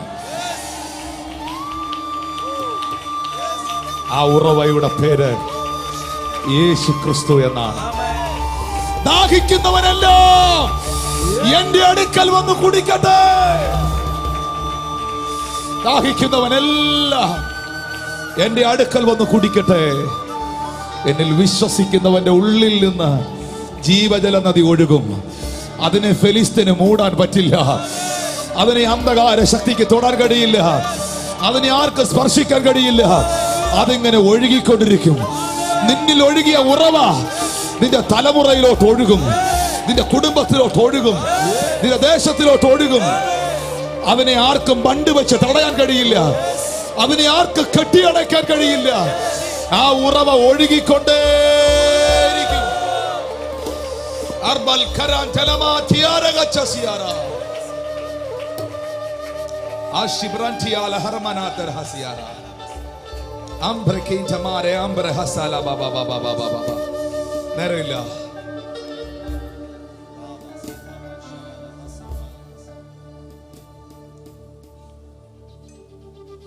യഥാർത്ഥ ഉറവയാകുന്ന ക്രിസ്തുവിനെ പിതാവായ ദൈവം ഈ ഭൂമിയിലേക്ക് അയച്ചു. എന്തിനാണെന്നറിയാവോ? നിന്റെ യഥാർത്ഥ ദാഹത്തെ പോക്കാൻ. യഥാർത്ഥ ദാഹത്തെ പോക്കാൻ. എന്റെ വല്യപ്പനായ യാക്കോബ് തുടങ്ങി ആടുമാടുകളും മൃഗങ്ങളും കുടിക്കുന്ന ഉറവയാകുന്ന ഇത്. എന്നാൽ യേശു പറയുന്നു, ഇത് കുടിക്കുന്നതിന് പിന്നെയും ദാഹിക്കും, പിന്നെയും ദാഹിക്കും. ഞാൻ നിനക്കൊരു ഉറവ തുറക്കാം. ആ ഉറവ നിത്യജീവനിലേക്ക് നിന്നെ നയിക്കുന്നൊരു ഉറവയാണ്.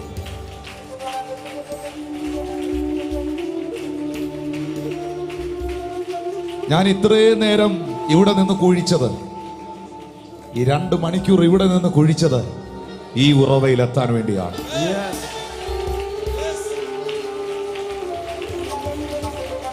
That is Jesus. That is Jesus. ഫെലിസ്തീന് മണ്ണിട്ടാ മൂടാൻ കഴിയാത്ത ഉറവ, ആഭിചാരകൻ ആഭിചാരം ചെയ്ത് തകർക്കാൻ കഴിയാത്ത ഉറവ.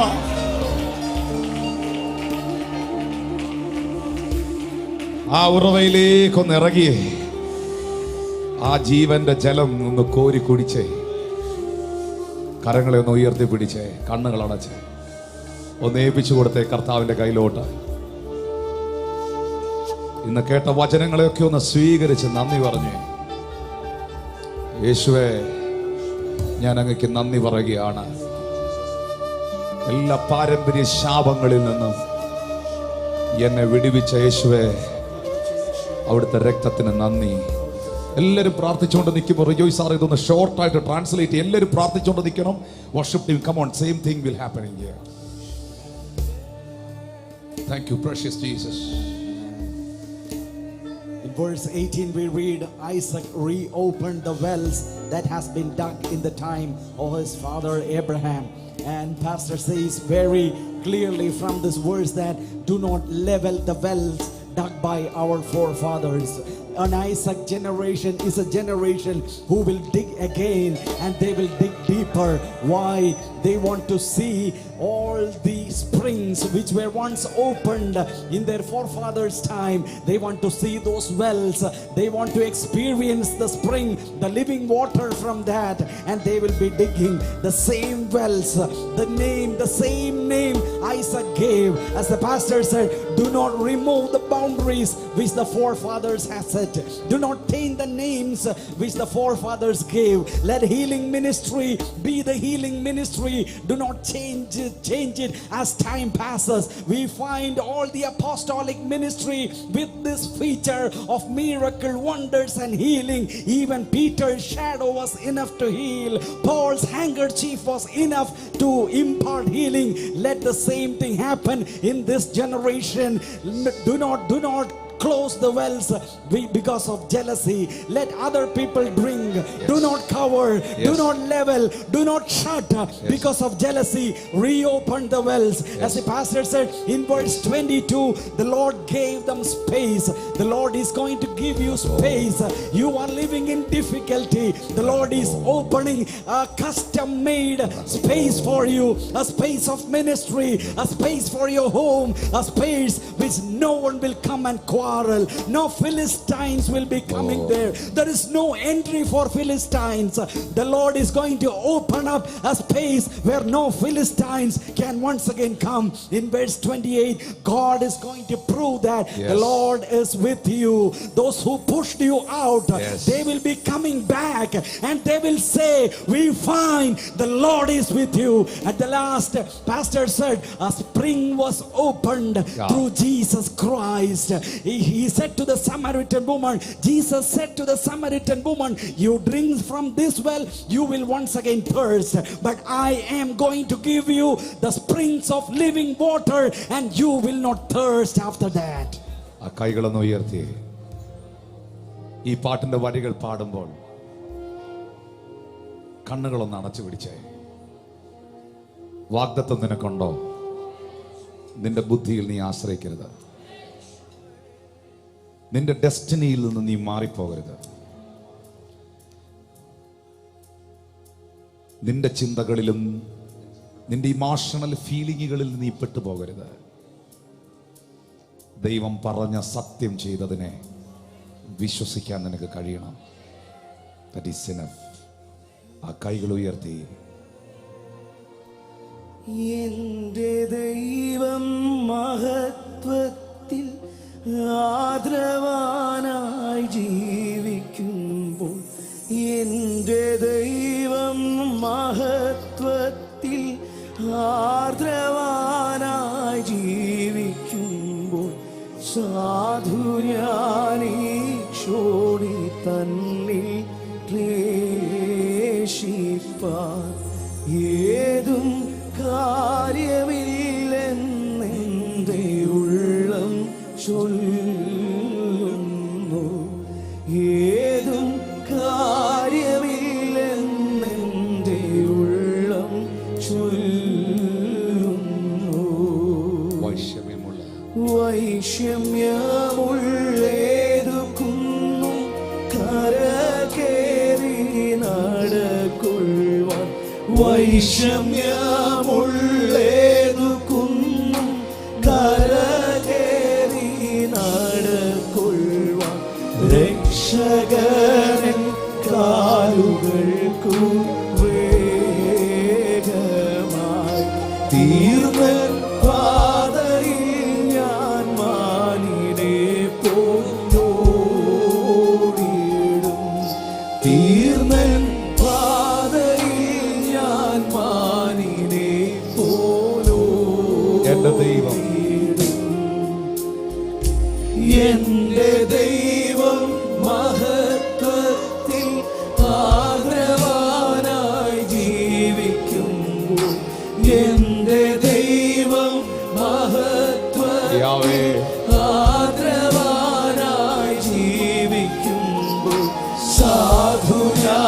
സാധുയാനീശോണി തന്നെ ക്ലേശിപ്പാൻ ഏതും കാര്യമില്ലെന്നെന്റെ ഉള്ളം ചൊല്ലുന്നു.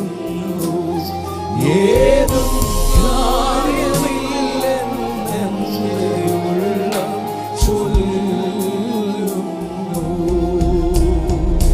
നാളെയെ കൊണ്ടെൻ മനസ്സിൽ ലവലേശം ഭാരം. ഉറപ്പുള്ളവർ പാടിയാ മതി. നാളെയെ കൊണ്ടെൻ മനസ്സിൽ അനുഭവത്തിൽ ലവലേശം ഭാരമില്ല. കാരണം ഓരോ നാളും ദൈവമെന്നെ പോറ്റുന്നു. തന്റെ കൈകളിൽ ഞാൻ ദിനം തോറും ചാരുന്നു.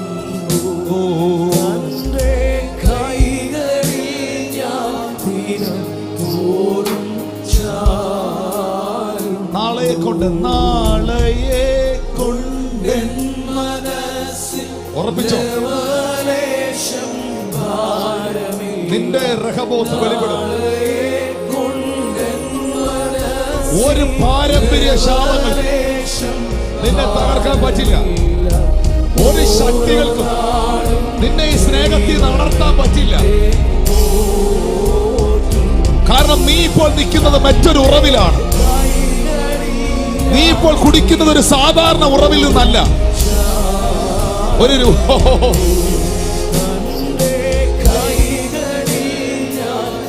ഓ അന്യഭാഷ പ്രാർത്ഥിച്ചോ. പത്മോസിൽ ഏകനായി ഞാൻ വസിച്ചാലും ഭയമില്ല. പത്മോസ്തീപിൽ ഏകനായി ഞാൻ വസിച്ചാലും എല്ലാ ഭയവും മാറണേ കർത്താവേ. സ്വർഗം തുറന്നെന്റെ പ്രിയൻ വന്നിടും. മഹാദർശനത്താൽ വിവശനായി തീരും ഞാൻ. മഹാദർശനത്താൽ വിവശനായി തീരും. ആ കൈകൾ ഉയർത്തി ജനം ഒന്ന് പാടാവോ. എന്റെ ദൈവം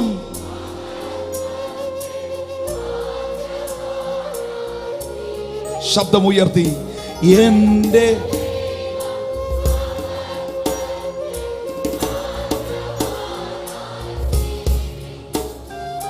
സാധു ഞാനീശോണി തന്നിൽ ക്ലേശിപ്പാൻ ഏതും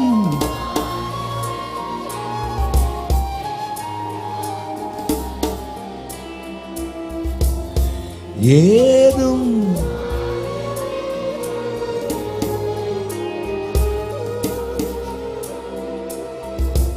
പിതാവേ, ഞാൻ ഈ ജനത്തിനായി പ്രാർത്ഥിക്കുകയാണ്. എല്ലാ പാരമ്പര്യ ശാപങ്ങളിൽ നിന്നും ഞങ്ങളെ വിടുവിച്ച ഉറവയ്ക്കായി സ്തോത്രം. എന്ന് ഞാൻ ആ ഉറവയിൽ നിന്ന് കോരിക്കുടിച്ചോ, അന്നു മുതൽ എൻ്റെ പാരമ്പര്യ ശാപങ്ങളിൽ നിന്ന് ഞാൻ പുറത്തു വന്നിരിക്കുക. ആ രോഗങ്ങൾക്കോ ആ അവസ്ഥകൾക്കോ ആ അനുഭവങ്ങൾക്കോ എൻ്റെ മേൽ യാതൊരു ഇടവുമില്ലാത്ത നിലയിൽ എന്നെ അതിൽ നിന്ന് എൻ്റെ കർത്താവ് വിടുവിച്ചിരിക്കുക. അപ്പൊ ഇന്ന് ക്ഷാമമെങ്കിലും, ഇന്ന് പ്രതിസന്ധിയെങ്കിലും, ഇന്ന് വെല്ലുവിളികളെങ്കിലും ഒരിക്കലും കർത്താവേ എൻ്റെ ഇഷ്ടത്തിൽ നിന്നും, എൻ്റെ ചിന്തയിൽ നിന്നും, എൻ്റെ കൊതിയിൽ നിന്നും, സമ്മർദ്ദങ്ങളിൽ നിന്നും ഒരിക്കലും ഒരു തെറ്റായ തീരുമാനം എൻ്റെ ജീവിതത്തിൽ ഞാൻ എടുക്കാതെ, നീ എന്നെ ആക്കിയിരിക്കുന്നിടത്ത്, നീ എന്നെ നിർത്തിയിരിക്കുന്നിടത്ത്, നീ എന്നെ പൊസിഷൻ ചെയ്തിരിക്കുന്നിടത്ത്, യുവർ ഡെസ്റ്റിനിയിൽ കർത്താവേ വിശ്വസ്തനായിരിക്കാൻ എനിക്ക് കൃപ തരണമേ. ആരൊക്കെ അസൂയകൾ നിമിത്തം എൻ്റെ ഉറവകളെ മൂടാൻ ശ്രമിച്ചാലും മൂടിയാലും ഒരിക്കലും എൻ്റെ ദൗത്യത്തിൽ നിന്ന് ഞാൻ പിന്മാറില്ല കർത്താവേ. നിത്യത വരെയും നിത്യത വരെയും നിത്യത വരെയും ഞാൻ അതിൽ തുടർന്നിരിക്കും കർത്താവേ. ചങ്കും നെറ്റിയും കൊടുത്ത്, ജീവനും ജീവിതവും കൊടുത്ത്, അറിഞ്ഞ സത്യത്തിന് വേണ്ടി, അറിഞ്ഞ വിശ്വാസത്തിന് വേണ്ടി, അനുഭവിച്ച ദൈവകൃപയ്ക്ക് വേണ്ടി എന്നെ തന്നെ സമർപ്പിക്കുക കർത്താവേ, എന്നെ തന്നെ ഏൽപ്പിക്കുക കർത്താവേ. ഹല്ലേലൂയ. എന്റെ പിതാക്കന്മാർ വെച്ച അതിരുകളെ ഞാൻ നീക്കില്ല കർത്താവേ. ആമീൻ. പിതാക്കന്മാരുടെ കാലത്തുണ്ടായ ഉണർവുകളിലേക്ക്, ആ റിവൈവലുകളിലേക്ക് വീണ്ടും പരിശുദ്ധാത്മാവ് എന്റെ രാജ്യത്തെ കൊണ്ടുവരണമേ, എന്റെ ദേശത്തെ കൊണ്ടുവരണമേ എന്ന് ഞങ്ങൾ അങ്ങയോട് പ്രാർത്ഥിക്കുകയാണ് കർത്താവേ. യേശുവിന്റെ അധികാരമുള്ള നാമത്തിൽ രഹബോത്ത് വെളിപ്പെടുന്നത് വരെയും, രഹബോത്ത് വെളിപ്പെടുന്നത് വരെയും, വാഗ്ദത്തം നിവർത്തിക്കപ്പെടുന്നത് വരെയും എന്റെ പ്രാർത്ഥന ഞാൻ നിർത്തില്ല. ഞാൻ കുഴിക്കുന്നത് അവസാനിപ്പിക്കില്ല. എന്റെ ഉപവാസം ഞാൻ നിർത്തില്ല. എന്റെ ദൈവത്തോടുള്ള ബന്ധത്തിൽ നിന്ന് ഒരു ഇഞ്ച് പോലും ഞാൻ അകലില്ല. എന്റെ വിശ്വാസ പ്രഖ്യാപനങ്ങളെ ഞാൻ അടിയറവ് പറയില്ല. എന്നെ എതിർത്തവർ എന്നെ തേടി വരും. എന്റെ പ്രാർത്ഥനയെ കളിയാക്കിയവർ എന്നോട് പ്രാർത്ഥന ആവശ്യപ്പെടും. ഹല്ലേലൂയ. ഞാനത് വിശ്വസിക്കുക കർത്താവേ. എല്ലാ ശണ്ഡകളും മാറിപ്പോകും, എല്ലാ ശണ്ഡകളും മാറിപ്പോകും, എല്ലാ ഫെലിസ്ത്യരും കീഴടങ്ങും. എന്റെ രഹബോത്ത് എനിക്ക് വെളിപ്പെടും. എന്റെ ദൈവം എന്നെ ദേശത്ത് മാനിക്കും. എന്റെ ദൈവം എന്നെ ഉയർത്തും. ഞാൻ നിൽക്കുന്നത് ജീവന്റെ ഉറവയായ ക്രിസ്തുവിന്റെ അരികിലാണ്. ജീവന്റെ ഉറവയായ യേശുവിലാണ്. ജീവന്റെ ഉറവയായ അപ്പായിലാണ്. ആ ഉറവയ്ക്ക് നന്ദി, ആ ഉറവയ്ക്ക് നന്ദി, ആ ഉറവയ്ക്ക് നന്ദി. യേശുവേ നന്ദി. കൈകൾ ഉയർത്തി എല്ലാവരും ചില മിനിറ്റുകൾ അന്യഭാഷയിൽ പ്രാർത്ഥിച്ച്. നിങ്ങൾ രോഗിയാണോ? യേശു നിങ്ങളെ സുഖപ്പെടുത്തും. മക്കളെ, നിങ്ങൾ ഇന്ന് വരെ കർത്താവിന് വേണ്ടി ജീവിതം കൊടുത്തിട്ടില്ലയോ? നിങ്ങളുടെ ജീവിതത്തെ ഇന്ന് യേശുവിന് വേണ്ടി നിങ്ങൾ സമർപ്പിക്കണം. ആ നല്ല ഉറവയെ നിങ്ങൾ മറന്നു കളയരുത്. ആ നല്ല ഉറവയെ നിങ്ങൾ ഉപേക്ഷിക്കരുത്. ആ ഉറവയിൽ നിങ്ങൾ പോയാൽ നിങ്ങളുടെ ജീവിതം അവിടെ അവസാനിക്കുകയാണ്. പക്ഷേ ആ ഉറവയായ ക്രിസ്തുവിലേക്ക് വന്ന് നിന്റെ ദാഹത്തെ എന്നേക്ക് മാറ്റുന്ന ഉറവയിൽ നിന്ന് നീ കോരി കുടിച്ചാട്ടെ. യാക്കോബിന് അതിൽ നിന്ന് കോരി കുടിക്കാൻ കഴിഞ്ഞില്ല. ഇസഹാക്കിന് അതിൽ നിന്ന് കോരി കുടിക്കാൻ കഴിഞ്ഞില്ല. ഏലിയാവിനും എലീശായ്ക്കും അതിൽ നിന്ന് കോരി കുടിക്കാൻ കഴിഞ്ഞില്ല. അവരെല്ലാം ആ ഉറവയെ പ്രതീക്ഷിച്ചു. എന്നാൽ ഇന്ന് കൊട്ടാരക്കരയിൽ നിൽക്കുന്ന, ഈ ആലയത്തിൽ നിൽക്കുന്ന ഒരു കൂട്ടം ജനത്തിന് ആ ഉറവയുടെ അരികിലേക്ക് വരുവാൻ, അതിൽ നിന്ന് കോരി കുടിക്കുവാൻ ദൈവം ഭാഗ്യം നൽകി. ഭാഗ്യം നൽകി. ഒരു ഭയങ്കര റിവൈവലിന് വേണ്ടി, ഒരു ഭയങ്കര ഉണർവിന് വേണ്ടി പരിശുദ്ധാത്മാവ് നിങ്ങളെ പ്രിപ്പയർ ചെയ്യുകയാണ്. ദൈവം നിങ്ങളെ പ്രിപ്പയർ ചെയ്യുകയാണ്. ഓ ഹല്ലേലൂയ, ഹല്ലേലൂയ. ഞാൻ ആത്മാവിൽ ഇങ്ങനെ പറയാം, നീ മടങ്ങി നിന്റെ വീട്ടിൽ ചെല്ലുമ്പോൾ ഇന്ന് എന്താണോ നീ കേട്ടത്, ഇന്ന് എന്താണോ നീ സ്വീകരിച്ചത്, യേശുവിന്റെ നാമത്തിൽ